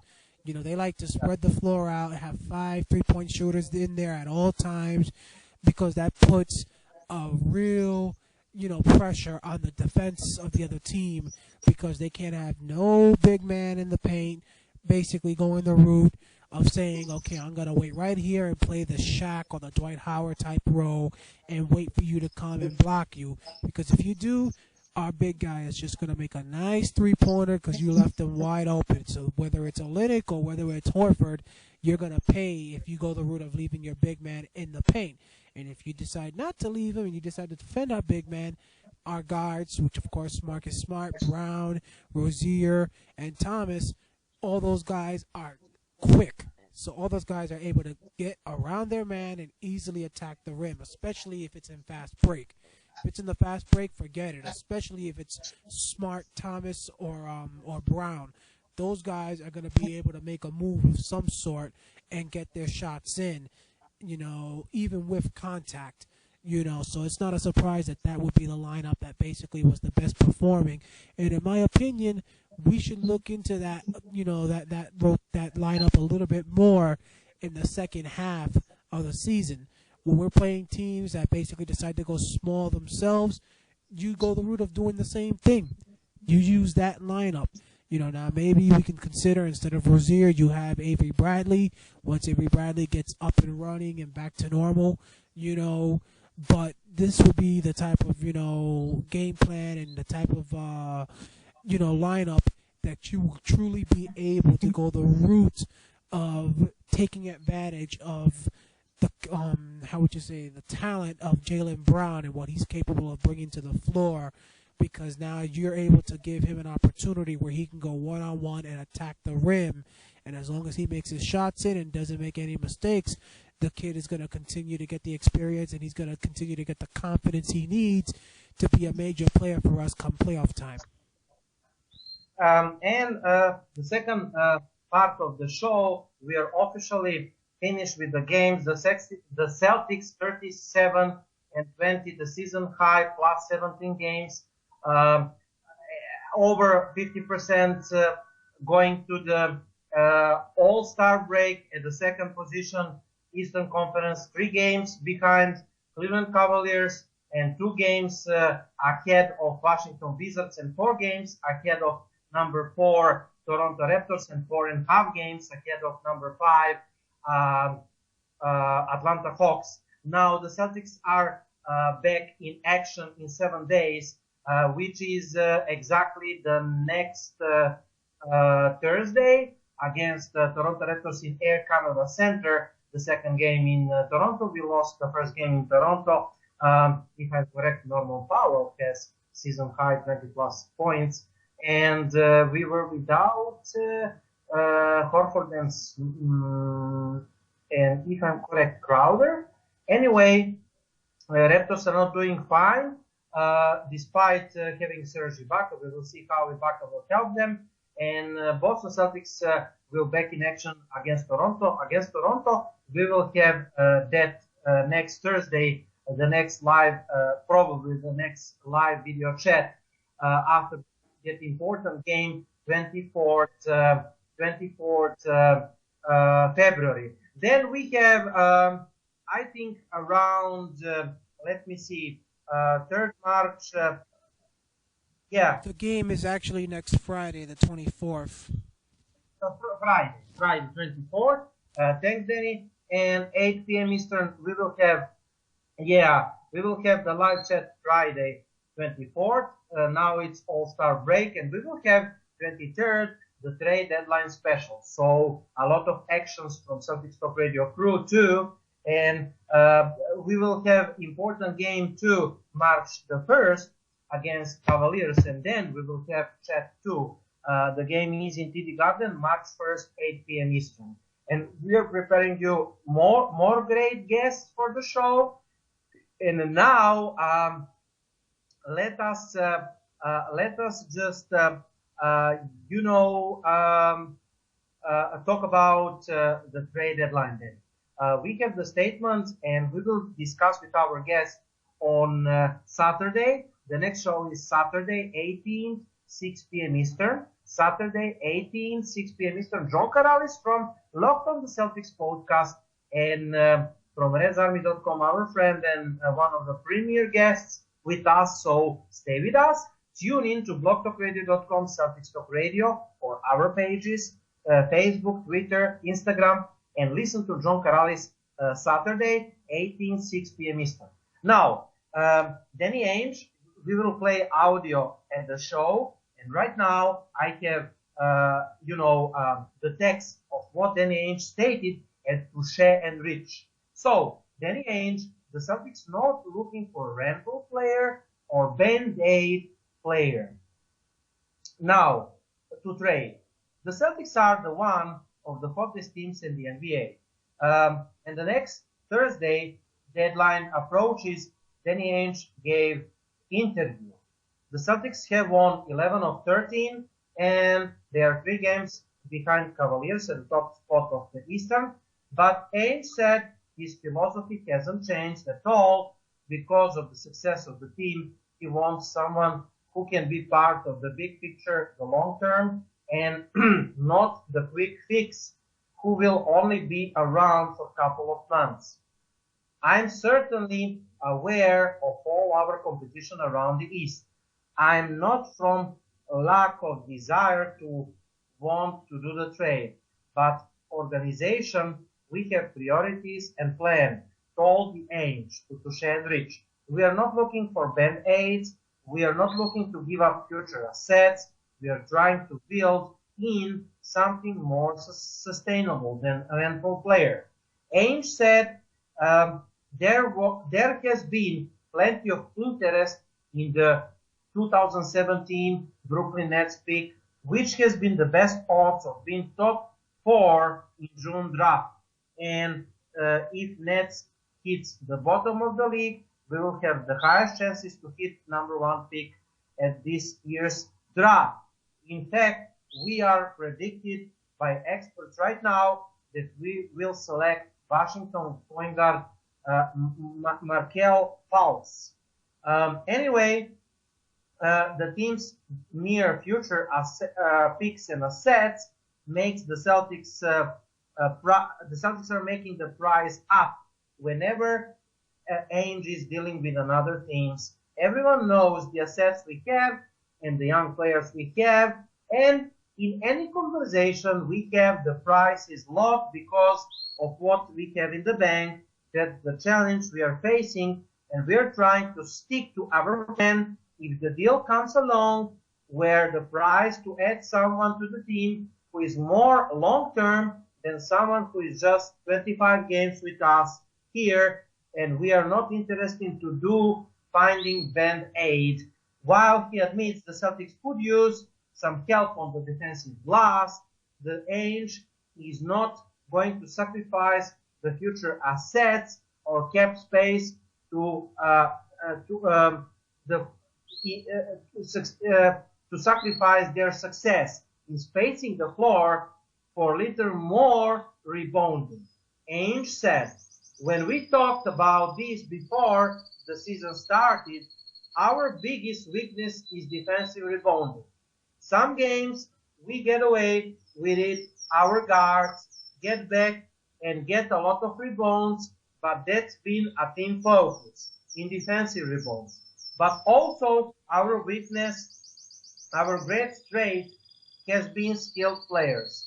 When we have Olynyk and Horford on the court and floor is spread with Isaiah three-point shooters in big positions, that is why we have floor spacing with Olynyk and Horford for Isaiah to operate down the low, and we are scoring in high clip this season. You can't just put a rebounder there and expect to have the floor spacing. And despite it might provide you some help on the rebounding end, but it will take away our strength on the offensive end. We know what our weaknesses are. We would like rim protector and rebounder, and sometimes we would do like skills big to play around our guards. At Ainge, Dallas head coach Rick Carsley said nice things about the Celtics, and Ainge praised Rick, and I'm not saying I believe in what he said. This team surprised me often, admit Ainge. They really came together. Brett has done a wonderful job, Isaiah, and the others having fantastic year. The playoff is unpredictable. I feel like we are a very good team and getting better. I don't think you have seen the best of Celtics, and I don't think our core has been together for many games at all. I'm looking forward after All-Star break to get back Avery Bradley, Jaylen Brown, and a few games to acclimate.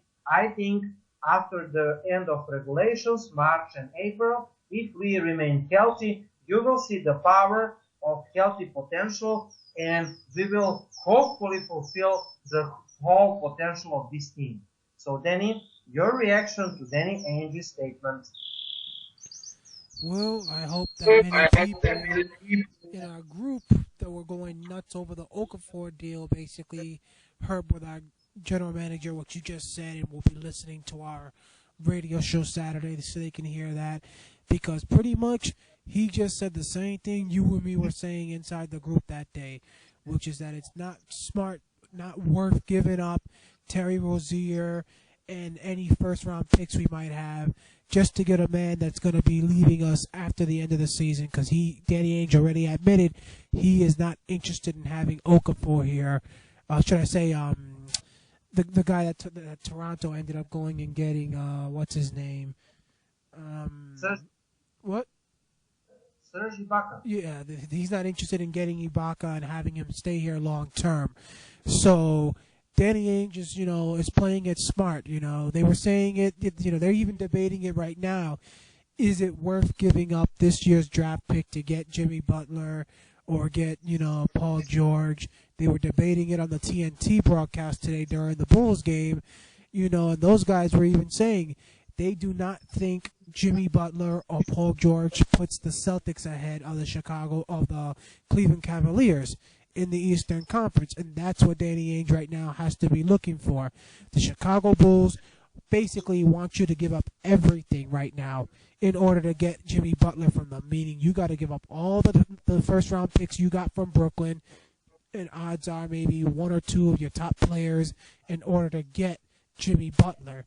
That's the type of deal you're going to have to give up in order to get him. And then yet, people are saying that still wouldn't be enough to actually get you past Cleveland.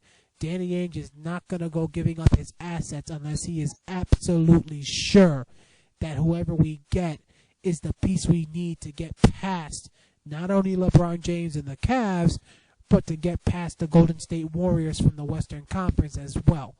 If he doesn't feel that player is going to be basically good enough to help us get past both those teams and win a championship this season, he is not going to go giving up the assets, especially knowing that if that pick does come away as the number one pick, Igor, at the draft lottery in a few months, that pick is going to have even more value come that point than it does right now. Because right now, teams are going to be looking at that pick and saying, yeah, it's a first-round pick, but we also know it's got a chance of being number one, but it's also got a chance where it could be number 4. The moment that draft lottery takes place and you find out that your pick is number 1, that's when basically that pick's, the value of it is going to skyrocket, and you can tell everybody, fine, you're giving us your star player, and we're giving you the chance to get the star player you need from the college ranks to kickstart your rebuild. So it's your decision in this case. So that's why, the guys on TNT were saying they don't think the Celtics are going to get Paul George or Jimmy Butler or any of these major superstars they're trying to get before the trade deadline next Thursday. They're probably going to get a smaller deal to try and, shore up the rebounding issue, which is something that we probably will be discussing here, and that's probably it. You're better off holding on to that number 1 pick from the Brooklyn Nets and waiting until the draft lottery basically determines what pick that draft pick will actually be, what number it will be, because that will determine what the value of it truly is and how much, leverage you're going to have against everybody else that wants it. Listen, Danny and the guys. Again, Jimmy Butler and Paul George are fine. Me personally, I would like we to get Paul George over Jimmy Butler. That's just me. I think that he's better player. Now, if you add Paul George, would it make us better the Cleveland? Potentially not. But for example, if you add on this team the center, rebounder, defensive anchor like Andrew Bogut, now we are in the business. If you don't give up major pieces. For example, if you give up only pick and let's say Bradley or Rozier, if you don't break up the core, and for me the core is Marcus Smart, Isaiah Thomas, Al Horford, Kelly Olynyk, and Jay Crowder, and you can say that Amir Johnson is 6. He really helped us in those wins. If you don't break up this core, I mean, we can make championship team. Again, the beauty is that the Celtics are having picks and assets to acquire multiple all-stars, not just one all-star. So, Danny, the plan is the Celtics to have multiple all-stars on the team, not just one. And in this case, then we are in the business. So Danny Ainge is practically saying that he's not going to sacrifice any assets right now because the players that we want are probably not available or they want too much. The teams like Bulls and Indiana Pacers just want too much for Paul George and Jimmy Butler. And obviously the Danny Ainge wants to see how the full team works, and he's not willing to sacrifice any of the players. We were not healthy too many games, like he said, probably 23 games out of 57, and he wants to see how the team is working together fully strength. I'm really beginning to doubt in Avery Bradley, is he going to be ever healthy? He's a fine player, but if he cannot stay healthy, I'm all for trading him, especially after Marcus Smart showed that he can be our defensive anchor outside at the perimeter. And when we are talking about the first rounder, you certainly hit the nail, because nobody would, it's not smart to deal number one potential pick right now, because if it's number one, the price, the cost of that pick will be skyrocket high, and we could get even better player potentially than Butler and George at the trade deadline. So you just wait until the trade deadline, be patient, and listen to the offers. And if the right deal is not there, you just stay the pat. You trade, for example, Marquise Fultz, which is excellent point guard, and then you have the future superstar the next 10 to 12 years. This is not bad. We are winners. We are not losers here. And when you get Marquise Fultz, you can trade Rozier or Bradley for the winger, and that's how the things are going to be done. Do you know what I mean?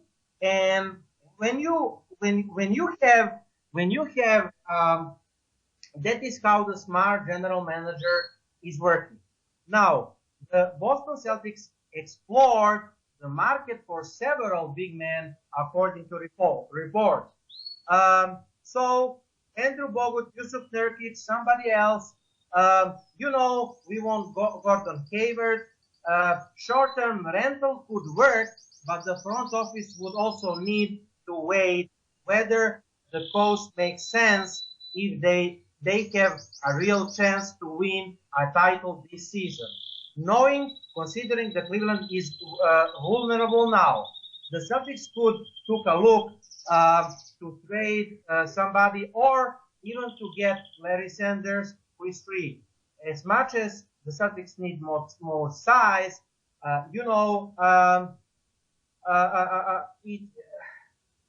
it's worth considering that all their front court shooting has open lanes for Isaiah Thomas, helping Marcus Smart excel post-ups as point guard and damaging opponents whose big men cannot guard the perimeter.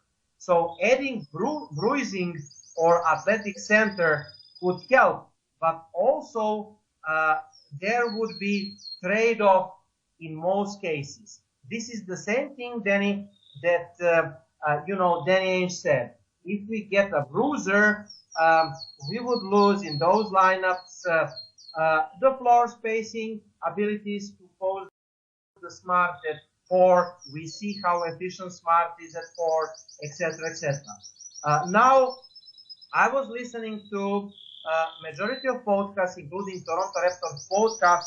They were saying that they get the major player at the trade deadline. They are confident that they are number 2 team, blah, blah, blah. They cannot lose this season. They are hoping for the Eastern Conference Finals, and they are afraid of Boston Celtics because the Boston Celtics are controlling the market. The Boston Celtics can make a trade in any day they want.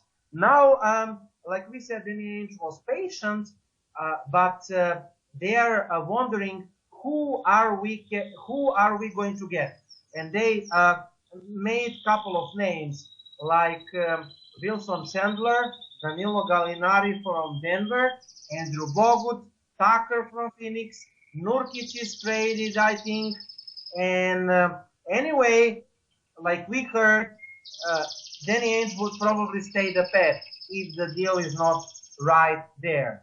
And Danny, you mentioned J.Hill Okafor.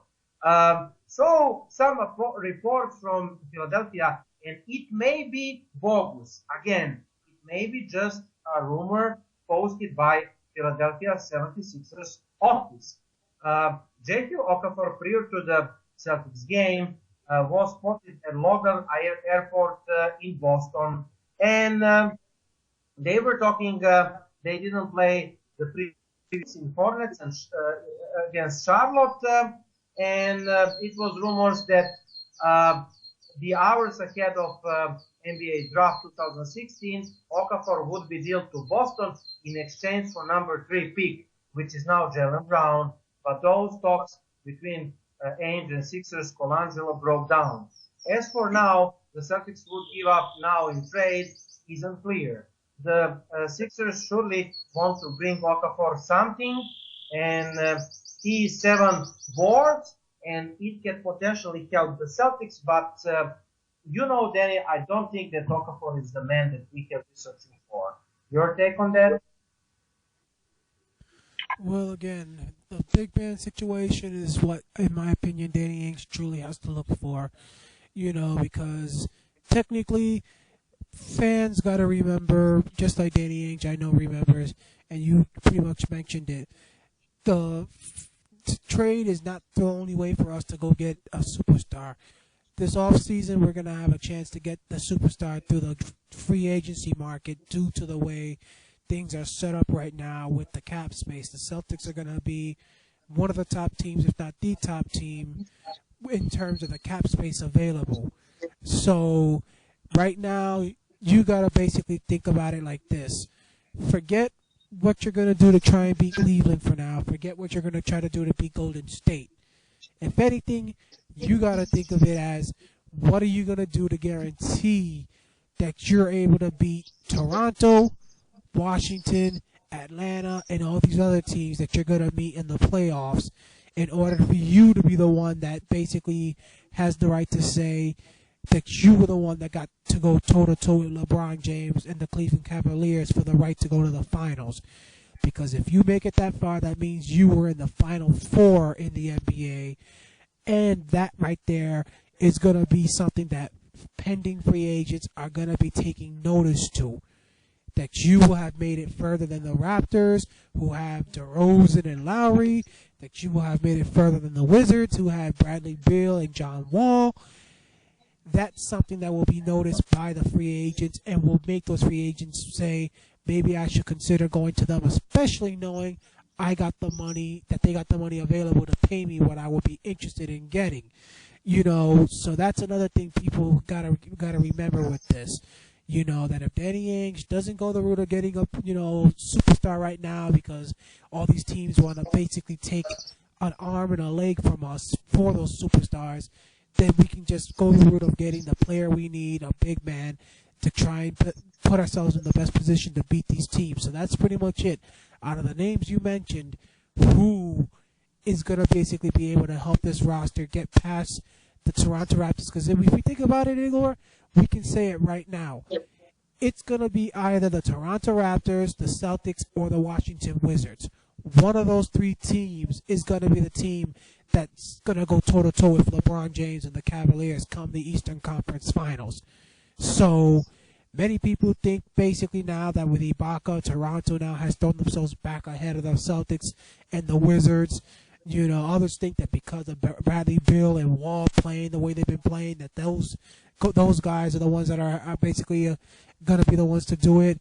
And then people like us are saying technically those teams are in a position where both of them trail the Celtics. The Raptors have been playing terrible as of late. The Wizards are right behind us, but their schedule is going to get a lot more difficult, while ours is going to be the easiest the rest of the way, and we're going to be getting that easy schedule with our entire roster ready to play once Avery Bradley and them come back after the All-Star break.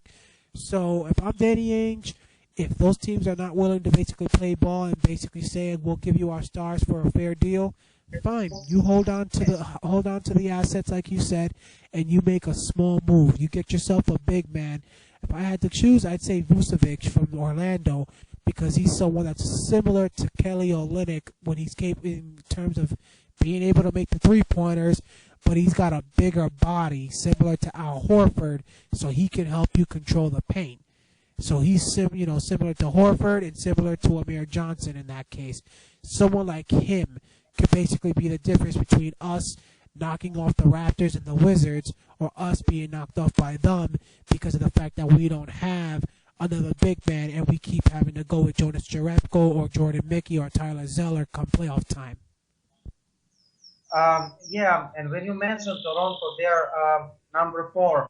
They will be the winners of the series between number 4 and number 5, Atlanta Hawks. And suppose that they will surpass Atlanta Hawks in the first round, they will be in the second round with Cleveland Cavaliers, and I really doubt that they will pass Cavaliers. Those are the standings, and the Celtics will go after Washington. It would not be easy series, but in this constellation of the power rankings, the Celtics and Cavaliers would be in the finals. Now, if the Raptors are third, they will go to the Celtics, but again, the Celtics will have home court advantage, which is for me very important and valuable. And when we're talking about number 1, the Raptors can forget about number 1, even number 2. We screw up today the game. We were 5 games ahead of them, 5 games in the losing columns. Right now we are 4 games in the losing column, but again, it's difficult situation for Raptors. They have injuries, they have tough schedule. Now, getting back to Celtics.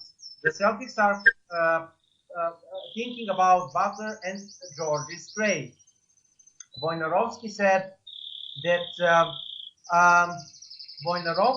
Boston shown minimal interest in Anthony, persuading Chicago Butler and Indiana Paul George in talks. Butler is 27, 24.6 points per game and 6.5 rebounds per game, and George is 22.5 points, 6.1 rebounds, and 3.3 assists per game. Now, of course that Anthony has privately told teammates too. He refused to let Jackson run the team out of the Knicks, and the Knicks have contacted 3 teams, Clippers, Celtics, and Cleveland, about possible trades. And the Clippers and Cavaliers have interest, but only in cobbling together packaging, including role players. Now, Anthony has privately indicated the interest in least to be traded in those 3 teams, but the Knicks have been unable to find a trade package that they are willing to accept. Until this trade deadline 23rd, Boston shown minimal interest in Anthony, preferring to pursue Chicago's Butler and Indiana Paul George in engaged talks. And John Corrales, our guest, say, I so desperately want George in Boston, but I know that's a pipe dream. The only hope for do that is to convince Larry Bird that his team will never really advance past mediocrity, and his best chance to quick rebuild bottom. And Boston's asset in exchange for point guard. I assume packaging involved Jaylen Brown. Brooklyn Nets pick is the starting point. I maintain there a little chance for the Celtics to make a trade. It's something we discussed. They discussed on the Locked On podcast, and John said Jimmy Butler situation that he feels Chicago wants Godfather deal, and yeah, ESPN is. Let's first discuss about Butler, George. I mean, I really think right now there is slim chance, but what do you think, Kenny? Well, when it comes to George, or Butler, people got to remember one of the issues that we got to be facing when it comes to those guys is the fact that either one of those teams, if they give up either one of those players, they're pretty much telling their fans this season is a waste. It's over pretty much. We're throwing in the towel. and we're getting ready to basically just focus on next season, get ready for the rebuild or get prepared to, throw in the towel, get ready for another season, and we start fresh. If the Pacers were to do that with George, it's pretty much that case. Because George is the heart and soul of that team, just like Butler's the heart and soul of the Chicago Bulls. So that also means that, if they were to go on a rebuild, those teams got to be going the route of, trading away all their other top players, trying to get as many assets as possible, many draft picks, many young players, having to do the same thing we did when we got rid of Garnett, Pierce, Terry, and the rest of the guys, to jumpstart this, rebuild of our own. Which is why at the same time I also think it's not really possible and it's not likely that we're going to have it done that either one of those guys are going to be traded anywhere during this season, knowing that right now both teams are currently fighting for playoff positioning. And if you're going to go the route basically of trying to get rid of your star, you do it during the off season where you're not going to be basically letting the fans know that you think the team doesn't got what it takes to actually make it anywhere. And you have plenty of time to try and put everything into motion and set everything up. Get the players you need to basically replace him, get the assets ready and cash them in if they give you any draft picks for that season's draft, things like that. But if I had to choose between the two, I would prefer Paul George over Jimmy Butler because Paul George has done it for a longer period of being the man. Jimmy Butler, we all know at one point he had Derrick Rose on that team, and Rose was the man at that point, and it's only because of Rose basically leaving that now, Jimmy Butler is the man, and even right now, you can't even really make the argument that, it's his team, but you can say he's kind of in the same type of position that you can say LeBron might be, because he's got Dwayne Wade there in this case, and there's plenty of games where Dwayne Wade is the one taking the workload while, Jimmy Butler takes it easy. So Paul George doesn't have that same, benefit. Paul George is the top dog on that team, and he basically, if he doesn't show up and have a big game, he's basically, that team has a chance of losing. Somebody else might have a big game and might step up, but Paul George on a consistent night has to have a pretty decent game in order for that team to have a chance to win. So if I had to choose, I'm taking him. Okay, some notes on that matter that you mentioned, Danny, about those possible three names, hopefully not Carmelo Anthony. Wojnarowski didn't expand on the claim Boston shown minimal interest in Anthony, preferring to go after Butler and George in engaged trade talks involving two younger, more well-rounded stars. Now, the Celtics have enough, number one, the Celtics have enough assets to dream about acquiring the two guys like George and Butler, while keeping the major of this year's starting lineup. As improbable as it sounds, the Bulls look into dealing Butler around draft time and even held a serious conversation with Boston, especially since the upcoming draft class has drawn rare reviews from analysts. It's not crazy to think that Chicago could consider dealing Butler again. The Celtics will almost certainly hold top 4 pick with 25% chance to have number 1. Despite some 7 games winning streak, the Pacers will need to judge whether they can re-sign George, whether he has an option to hit the free agency at the end of the season. Keeping him through the end of his contract could be risky, maybe risky enough to consider trading George for picks and talent and rebuilding around Miles Turner. Now, if Chicago and Indiana decided to go in new directions, Boston will be waiting with a pile of draft picks and young players. Even if the Bulls and the Pacers have not given any recent indications that their star players are available, Pacers have not given any recent indications that the stars are available. The Celtics are considered the prime destination. Number two, a trade wouldn't need to come before the month's deadline. The Celtics have shown plenty of patience over the last few years. They have avoided targeting lesser talent who would deny their flexibility to get younger, better players might hit the market in a few months later. They are willing to play the long game with one eye on the landscape in Chicago and Indiana. Because number three, because of his age, 32, and his contract, 24.6 million this year, and 26.2 million next year, and 27.9 million player option in the following season. Anthony may not qualify and possible asset anymore. He can play, yes, but in the combination of his skills and superstar power money destination, this is diminishing his trade value. NBA source from the two different clubs told Jay King that their teams would need to receive an asset to take Anthony's deal. So another reason Anthony doesn't make perfect sense, he would remove the Celtics from free agency destination, and the Celtics would want to target the all NBA stars, rising stars like Gordon Hayward, because of impatience, convince them to use their flexibility on declining star Anthony. So it's better to wait on Hayward than to waste unnecessary money and assets on Anthony.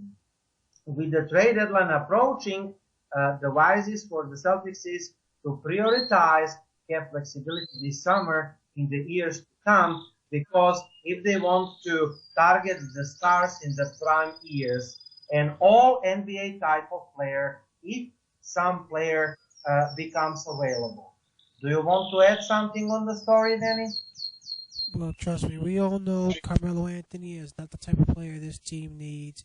This team, basically, they play their best when they got the ball moving and getting the job done defensively. And neither one of those two things Carmelo Anthony has been able to prove throughout his career that he can actually do.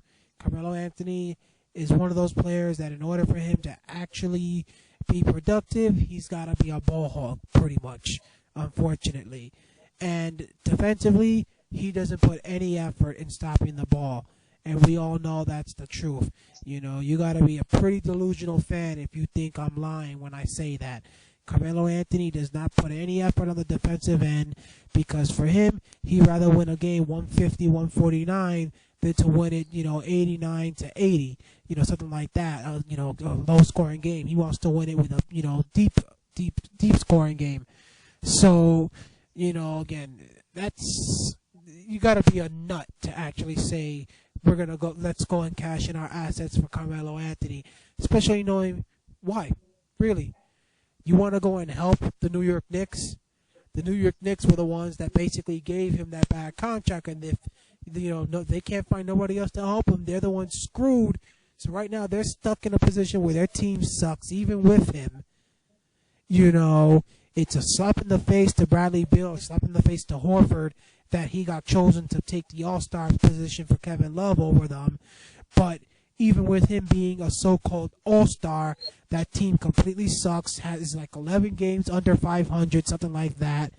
And then you're going to tell me that you're going to give up technically all your assets to actually bring him over here to play for us, knowing that he doesn't fit the system and doesn't like to play team ball, and at the same time you're going to help the Knicks, knowing that if anything you want the Knicks to continue to stink because that helps you, meaning that it's going to continue to be a two-team division between you and Toronto. Come on, you got to be an absolute nut, like I said, to actually go making a move like that. This reporter is saying that the Celtics want George, who is average 22.4 points, 3.3 assists per game, and 6.2 rebounds per game. He was seeing as MVP candidate this season, but failing to perform in that rate. George has MVP potential, and if he's linked with Thomas and Horford, it would be a realistic scenario. In order to bring George, Boston would probably have to trade away Jay Crowder, pick, and another players like Marcus Pacers. The Celtics have draft picks that can interest in Pacers if they want to hit the rebuilding process. Now about the Butler, GM believes that the Bulls would accept the Godfather deal, and when Rosky started that trade, according to Casey Johnson of Chicago Tribune, the Celtics are not willing to part with Brooklyn Nets 2017 first rounder, which could potentially turn to be number one pick. Butler is 27, 24.5 points per game, 6.4 rebounds per game, and he's averaged 6 rebounds per game. Yeah, and both are career high. And the report is that the Boston Celtics will not trade 2017 Nets pick in the deal for Jimmy Butler. The Boston Celtics might not be willing to extend the Godfather deal, reports are saying. Also, the Celtics want Butler in a long time. The link source close to Chicago Tribune told that the Boston won't part with the first round of 2017, and the Celtics will swap the pick with Nets. The Nets was the NBA worst record, and the Celtics will have 25% to land number one pick in the next draft, top 4 guaranteed. Now the Celtics apparently showed unwillingness to trade that pick that doesn't eliminate them from Butler sweepstakes, though the Bulls want a lot in exchange. The Celtics own the rights for 2018 first rounder and several young players in their roster who can be included in blockbuster deal. Now, the 2017 Nets pick to be Boston's most valuable trade chip. It's unclear whether the Bulls would trade him now or at the trade deadline. Is he available? It's reasonable to think Chicago would ask for many assets of the Boston stockpile of assets, especially since trading away a star player in prime would likely be the beginning of the rebuilding process. Do you want to add something about, the topics, Danny? Well, again, for Celtic fans that are trying to force, the situation for Butler, remember, you just said it. They want a Godfather offer. No other team in the NBA has as many assets as the Celtics, which means if a Godfather offer is the only thing that's going to get Chicago to basically trade him, then no other team's going to have enough to actually get him, which means that if Danny Ainge doesn't basically give up what the Bulls want, he'll remain in Chicago the rest of the way, meaning that, like I said earlier, once the draft lottery decides who's going to be number one, who's going to be number two, once we know what our pick is going to be from Brooklyn, that's when Danny Ainge can go right back to Chicago and discuss with them, because at that point, he can basically say, this is the number one pick right here. I'm giving you the number one pick this year for your player who's now got one less year on his deal, basically coming to me. And basically at the same time, I ain't got as many other players basically available to go giving you. So you're going to have to basically work with me if you want this pick in this case. If not, I go and I give that number one pick to somebody else that will truly want it and want to start their own rebuild. So again, if the Celtics don't take him, he's not going anywhere because there ain't no other team that has the assets needed to actually give the Bulls what they're looking for. To add on the story, with Butler and George expressed the disgust over their respective teams' play this season. George said December, it's been one of the most frustrating seasons I have been part of. while Butler said, I want to play with the guys that care. Both Bulls and Pacers are on the clock before their stars players hit the market. Other than Miles Turner, there is not a young player on either club viewed as a building block. Now, George doesn't hit free agency until 2018, Butler until 2019, but Indy and Chicago aren't close to being contenders. Now, if the surprise market developed for George and Butler, the Celtics are obvious players. What about other teams? In the East, the Sixers. In the West, Nuggets, Suns, and Lakers, potentially. Now, should the Celtics cash in their assets? The Raptors loaded up, and now for the ball is to Danny Ainge's court. The Celtics won 11 out of 13, but they still have flawed roster. And Boston has the third best, they're missing something scoring partner for Thomas. Boston has the third best half-court scoring offense, but the defense will be overload on Thomas in the playoffs. Stick their best defenders on him and force someone else to make a play. So the playoff success in the Celtics will be in other hands, not Thomas's. That's why we need the second star and the scoring option number 2. The Celtics have a stockpile of assets, but in their prime superstars, like Butler and George, likely won't be available right now.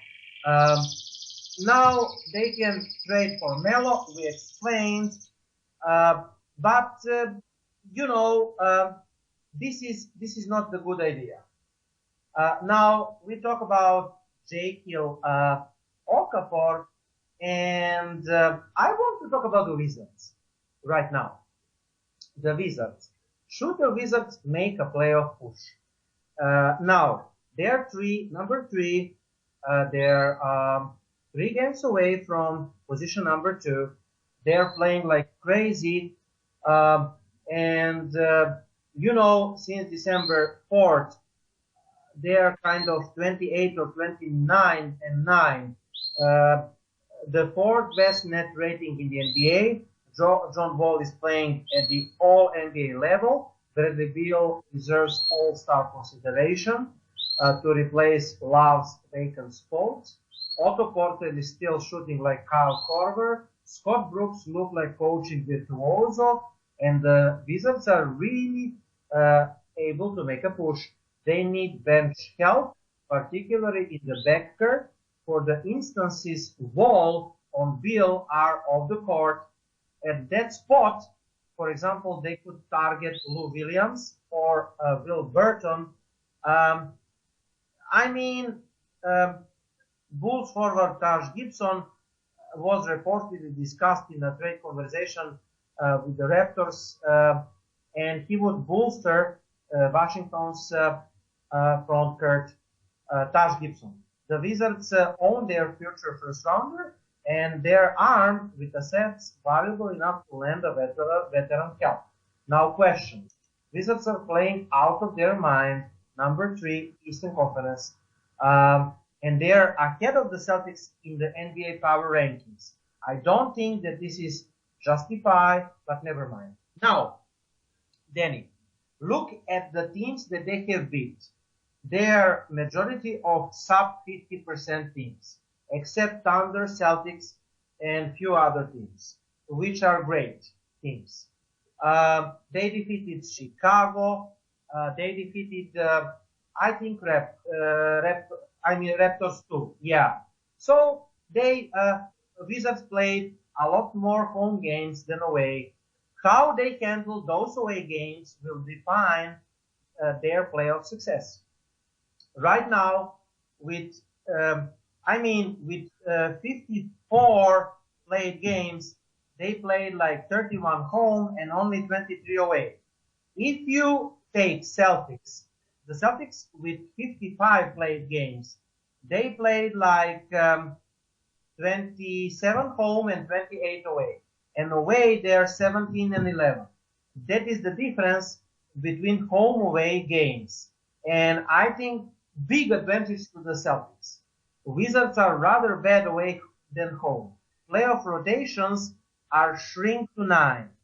And I mean, we will see how those teams will shrink the rotations and hold on to the minutes. But let's return to the Wizards. My question to you is, what do you think about Boston's Celtics schedule and Wizards schedule? The Wizards are a home team that is making wins at home.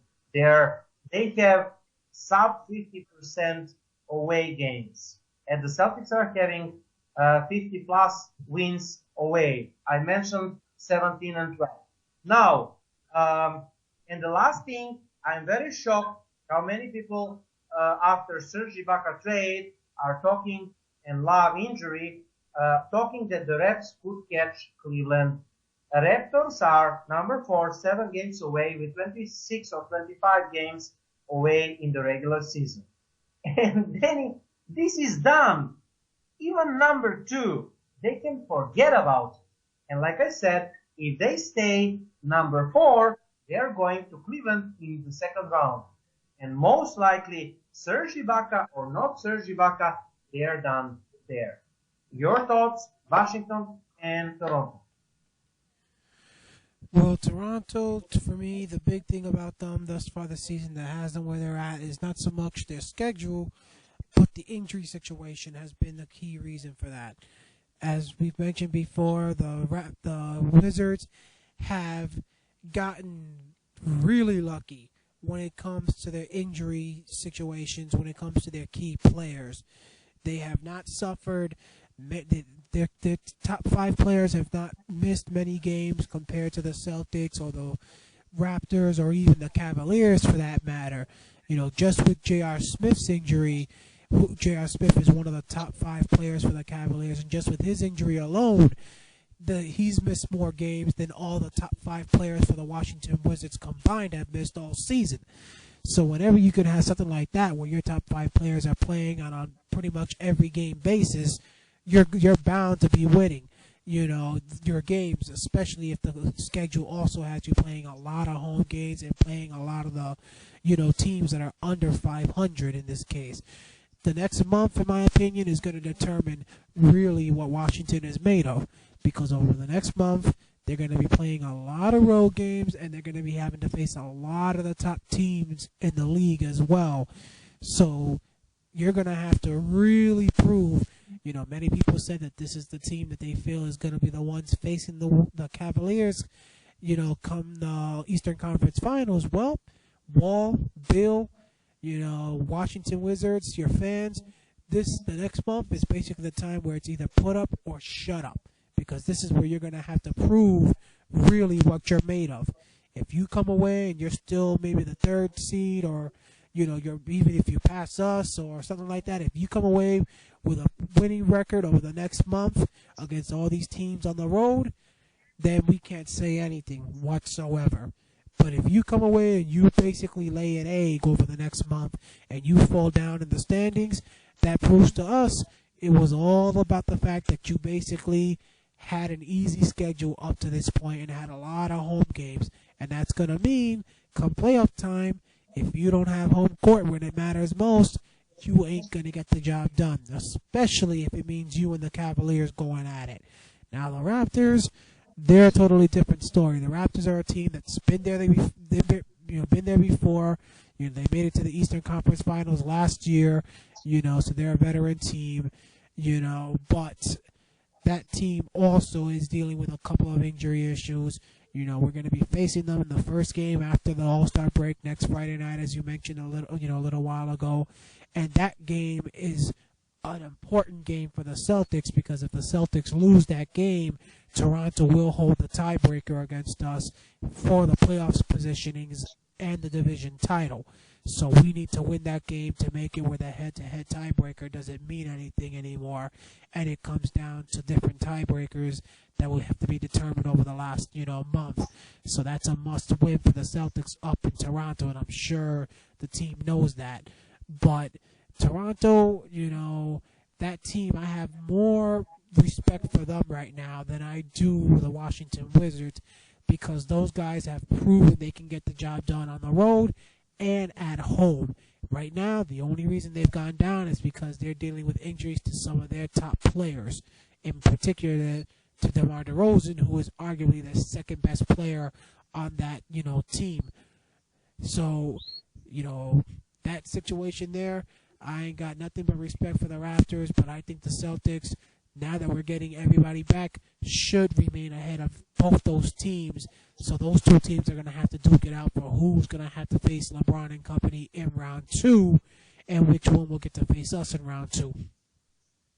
So, again, Danny, to educate the stupid people out there, even among the writers, if Toronto Raptors stay at the position 4 and 5, they cannot obviously catch Cleveland in the regular season, and number 2, they cannot play with the Cleveland in the big finals of the Eastern Conference, because they will face the Cleveland potentially in the Western Conference, in the Eastern Conference semifinals, because the winner of the position, assuming that Cavaliers will be number 1, because they have 3 games advantage over us, if the Raptors are staying number 4 or even fall to number 5, because Atlanta is only half a game away from Raptors at position number 5. The Raptors cannot play technically in the Eastern Conference Finals against Cavaliers. And please stop making stupid podcasts saying that the Raptors can catch Cavaliers with Serge Ibaka at position number 1. It is stupid. It is not possible with 25 games away, because Cavaliers are not amateurs. Cavaliers are, championship team, led by 2 All-Stars still, and the best player in the world, and they will not lose 7 games out of 25. As much as I would love to, they will not lose that. And this is the end of Raptors and position number 1, and playing in the Eastern Conference Finals. About Washington, you explained. They are 1 injury of the starting 5 player away from slipping down the standings. My thought: Boston is more equipped for the injuries, as we have seen during the season, because we have second most injuries in the NBA. Washington is 25th, and Toronto Raptors are number 8. Toronto Raptors lost DeRozan and lost positions number 2 and 3. They slipped even to the position number 5. And we will see what happens with Serge Ibaka. I think Serge Ibaka can fit well with them, can become the part of Big 3, but we will see. What is not convenient for the Raptors is that, as Zach Lowe pointed out, the next season they are committed to $130 million to Serge Ibaka and Laurie and DeRozan. That is highly above the salary cap. That means that they will have to part away from their stars, other players like Patterson, Valanciunas, or even DeMar Carroll. That means that they will not be stronger the next season, even weaker. That means that the championship window for them is getting, is not big. And that is why they want to make success this particular season. Now, I respect them. I love Kyle Lowry and DeRozan. And as long Kyle Lowry and DeRozan are there, they will be top 4 teams at the East. Same with Washington, with Wall and Bill. But we will see. Washington has something to prove in the next in the next 25 or 26 games. Now we get 2 more topics at the end. We'll wait. Are the Cavaliers done dealing? The Cavaliers freed up cap space, opening up the roster, trading Chris Anderson to Hornets on Monday. They still do. They will What will they do with the open roster spot? 4.8 million traded player exception they can use to absorb the contract. James made himself clear. Cavaliers manager David Griffin needs to add a playmaker because James and Irving are handling the ball most of the time, and they need a shoot of offensive creativity to pave the way to the finals. That was Matthew Dellavedova's role last year. Delly was 24.6 minutes during the regular seasons, and his minutes dropped in the playoffs from 18.1 to 7.6. The Cavs are taking applications, but other limited spots. Denver point guard Jameer Nelson seems perfect. The Nuggets currently are in the playoff hunt, and Nelson has been integral part of their success, gelling well with my guy Jokic. So there aren't many valuable options for Cavaliers for that 4.8 million exception. Does Aaron Brooks fits there? Devin Harris, CJ Watson maybe, who can handle the ball. Any playmaker with a higher price tag would likely cause Cavs. Rotation players like Shumpert or Channing Frye. That means the best option for Cavaliers is to pluck the best available option after the trade deadline. Maybe that ends up being one of the players they have worked out the last month. Hello, Mario, my old friend. Anyway, or hoping for the veterans like Deron Williams or even Rajon Rondo is waived. And they signed Derek Williams. He's playing extremely well, power forward center. Thoughts on Cavaliers, Danny? Well, like you said, the only way they're going to get anybody on that team via trade is with that trade exception because they ain't got no other assets and they can't afford to be giving up anybody else that's of true value on that team because right now they are without J.R. Smith, they're without Kevin Love. And many people are even thinking that Kevin Love may not come back at all this season from the injury, that he had to basically get surgery for, that they're saying he'll be out 6 weeks. Some are saying he may not return. And if that happens, forget it. You might as well just say the season's over and hand the trophy over to the Golden State Warriors at this rate. But LeBron James and the Cavaliers are in a pretty tight spot because then now you got us and the rest of these teams right behind them trying to take that number one spot. And then at the same time, because of the fact that you're giving so much money away to LeBron, to Love, to Irving, and all these other players, you ain't got the assets you need now to actually replace these players when they actually have injuries. So they're not like us where we can sustain our momentum if we suffer an injury.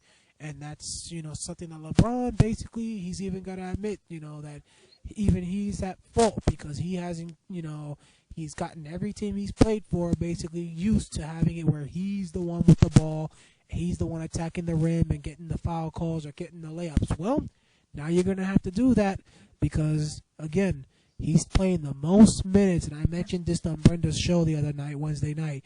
He's playing the most minutes of any player in the NBA right now. And if that continues, he could easily end up tiring himself out before the playoffs start. And if he gets pushed into a second-round matchup with the Toronto Raptors and then has to go at it with the Wizards or with us, especially if there's no Kevin Love for any of those games, forget it. They could be in for some serious trouble. And the last topic, but not least, the most important. With Kevin Love out, the Boston Celtics have the legit chance to win the title. On the ringer, they are saying, this is our darkest timeline. The Celtics winning the title is the new darkest NBA timeline. It is coming. The Cleveland announced Tuesday morning that Kevin Love underwent arthroscopic surgery and will miss 6 weeks. That means that he will miss All-Star game most of March, and he didn't have setback to run up the playoffs. That means Boston is going to move into first place in the East. Boston is going to move into first place in the East. I don't think that this is guaranteed, but we will see. And I think that it's realistically number 2, but never mind. And we'll enjoy home court advantage through the Eastern Conference Finals. That is wishful thinking. That means Boston has a legit chance to win the title. This is the Ringers' darkest timeline. So, the Celtics lost their first 2 matchups against Cavs, but just narrowly. Their 2 games next are March 1st and April 5th. We will have the shows after that in Boston. Assumingly, all the key players are active, including Love, who will surely miss the first and maybe the second. The teams will get to fill each other out in pre-playoff exercise. So then let's say if we win the 2 games, we will close the gap from 3 games to 1. So we will wait technically for 1 or 2 Cavaliers more losses to tie them in the standings. So if there is point guard who could be nationally televised, Kyrie Irving problems, that is Isaiah Thomas. He's crafty, quick, and while Irving is kryptonite for a player like Stephen Curry, the king of court isn't scared of Uncle Drew. It's Ringers' dark timeline. The Celtics defeat the Cavs twice and defeat them in the Eastern Conference Finals. Isaiah Thomas, I feel like I'm the best player in the world. That brings us to the finals, where Boston would meet, Golden State Warriors. And last week on Bill Simmons' podcast, Bill argued to Steve Kerr that Brad Stevens was responsible for showing the 2016 Cavs how to defeat the Warriors. Simmons, you know what it was? The Celtics. Brad Stevens really taught the league how to play against the Warriors. And Kerr, how to beat us? It will always come back to Brad Stevens and the Celtics with you. Yes, the Simmons invokes the Celtics. Good point, coach.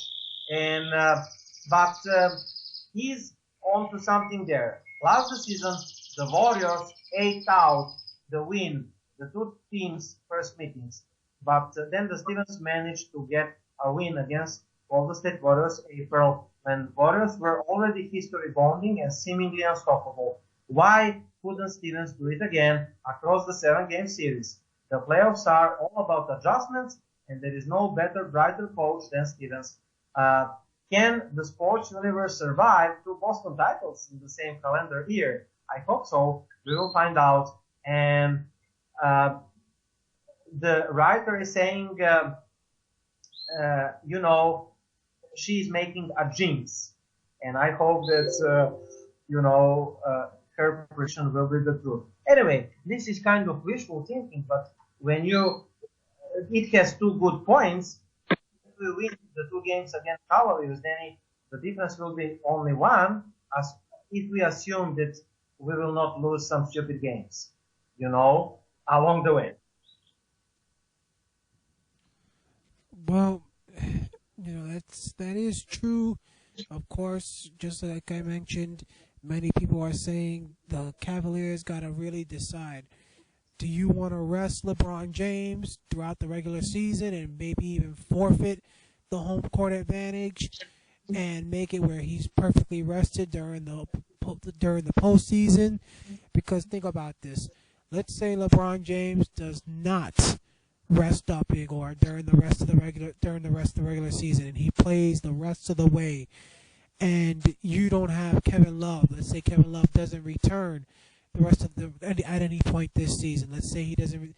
Let's say they come back saying that he can return for the NBA Finals or something like that, or the Eastern Conference Finals, but he can't return until that point, meaning that you got to make it to the first 2 rounds at least before he can come back.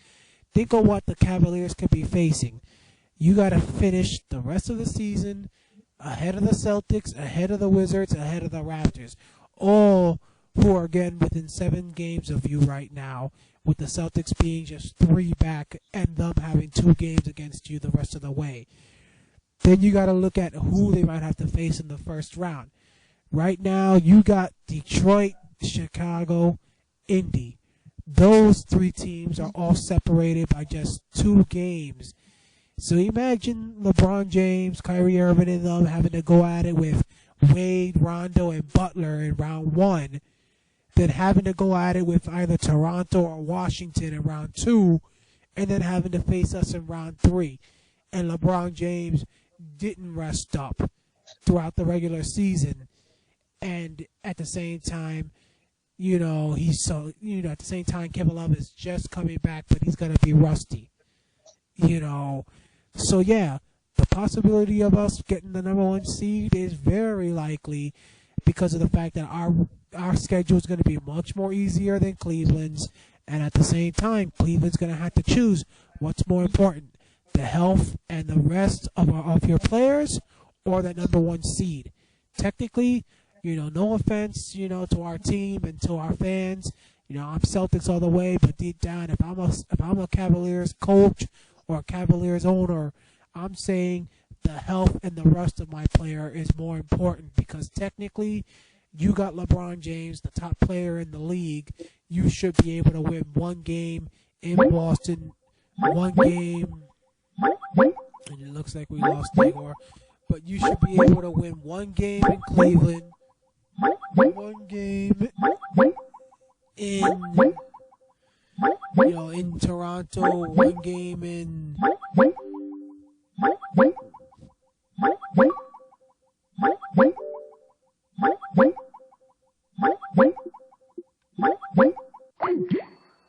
so I'll wait for Igor to call me back, but Cleveland should be able to win 1 game in Boston, 1 game Washington, 1 game Toronto. So you got to consider which is more important. Actually, getting the rest of the players you need and letting those guys be prepared to go full blast come playoff time, or actually going the route of trying to have home court advantage just so you can have Game 7 in Cleveland. Because that's really it. Game 7 in Cleveland, or your players being well rusted. That's the difference right now in this, whole discussion. But the Celtics are in a pretty good position right now, knowing that their schedule is going to be easier than the Raptors, easier than the Wizards, easier than the Cavaliers. And if the Cavaliers, they let LeBron James, I said it on Brenda's show Wednesday, the Cavaliers have not proven that they can win a game without LeBron James playing, period. Yeah, him sitting on the bench but still playing in the game. So, as I was saying, the Cavaliers have not proven that they can win a game without LeBron James playing at all. So, if LeBron James takes any games off, the Cavaliers in all likelihood will end up losing, and the Celtics will be ready to cash in. Anyway, Danny, I was listening to the show that you was at Face of with Face Meyer, and I was really entertained with one claim from the guy there that it doesn't matter that Cavaliers lost Love, and he said he's not integral part of Cavaliers. They were great, even they practically won the title without Kevin Love. This is so untrue. This is so bullshit.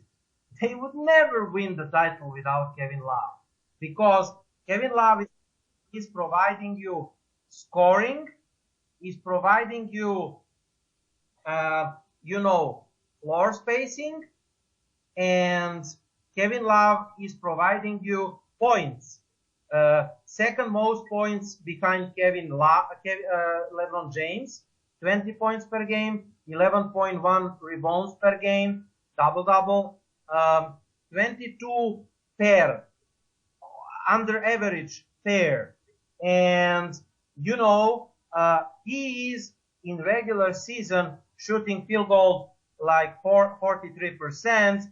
He's shooting 38% for 3, and he's shooting free throws 88%.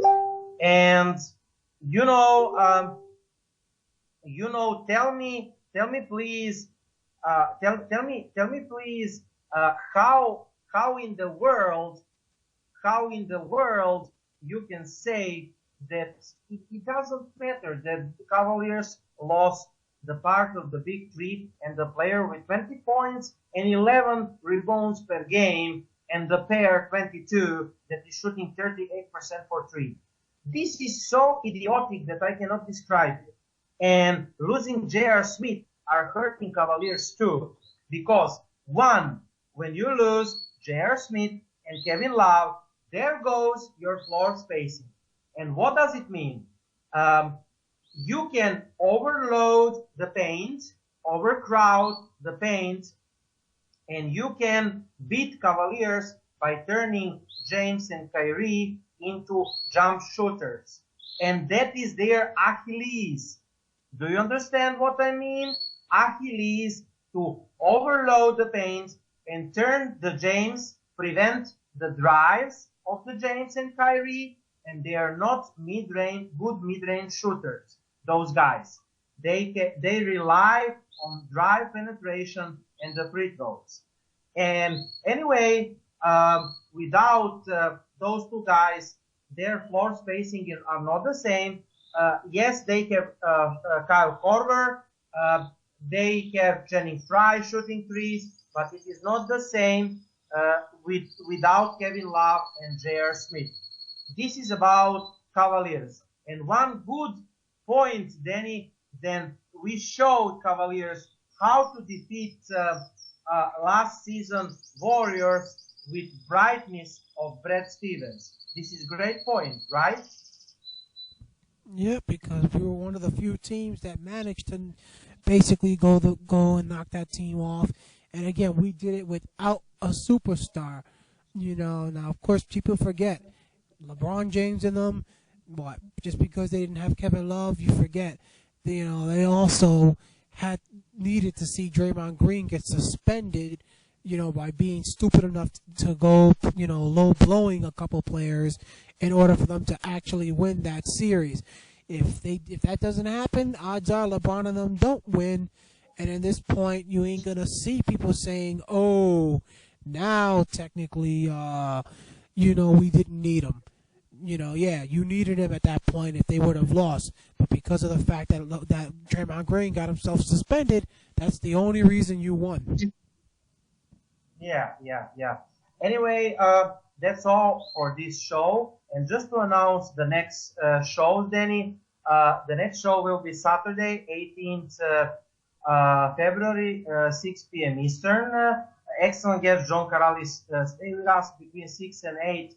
Saturday, 18th, the next live chat after Toronto Raptors game, probably 11 p.m. Eastern or 11:30 p.m. Eastern, Friday, February 24th, after Toronto Raptors game in Canada. And before that, 23rd, Thursday, 7 p.m. Eastern, trade deadline special. We will see if the Celtics will make a move. So stay with us until the end of February. You have two shows, the trade deadline special one, and you have chat after Raptors game. And then we will probably do Cavaliers live chat March 1st. And follow us, all live video chats. You can subscribe to our YouTube channel, Celtics Talk Radio. You can also listen to all our episodes at blogtalkradio.com on demand, at the iTunes on demand, or visit our pages, Celtics Talk Radio and Wibbly Green at Facebook, also Instagram page, Celtics Talk Radio, and our broadcasting station and platform is blogtalkradio.com, Celtics Talk Radio. We are Daniel and Igor, and be with us Saturday, 6 p.m. Eastern. John Karalis from Lockdown on the Celtics, part of the Locked on the NBA podcasts. He will be our guest, dear guest. We will discuss about the trade deadline, the Eastern Conference landscape, and anyway, stay with us at We Bleed Green Celtics Fans Forum. A lot of new information for you. Until the next time, Saturday, I'm wishing you a good night. And just to give the closing word to Danny. Well, again, it was unfortunate the way this game ended tonight. But of course, we all have a nice weekend ahead of us with the All-Star festivities. I know everybody looks forward to those things. The three-point shootout, the slam dunk contest, and it'll be interesting to see how Brad Stevens does coaching LeBron James and the rest of those boys this coming Sunday night in the actual All-Star game itself. Okay, until the next time, Danny and Igor are wishing you good night and root for the Celtics. Go Celtics and go East with Isaiah Thomas and Brad Stevens.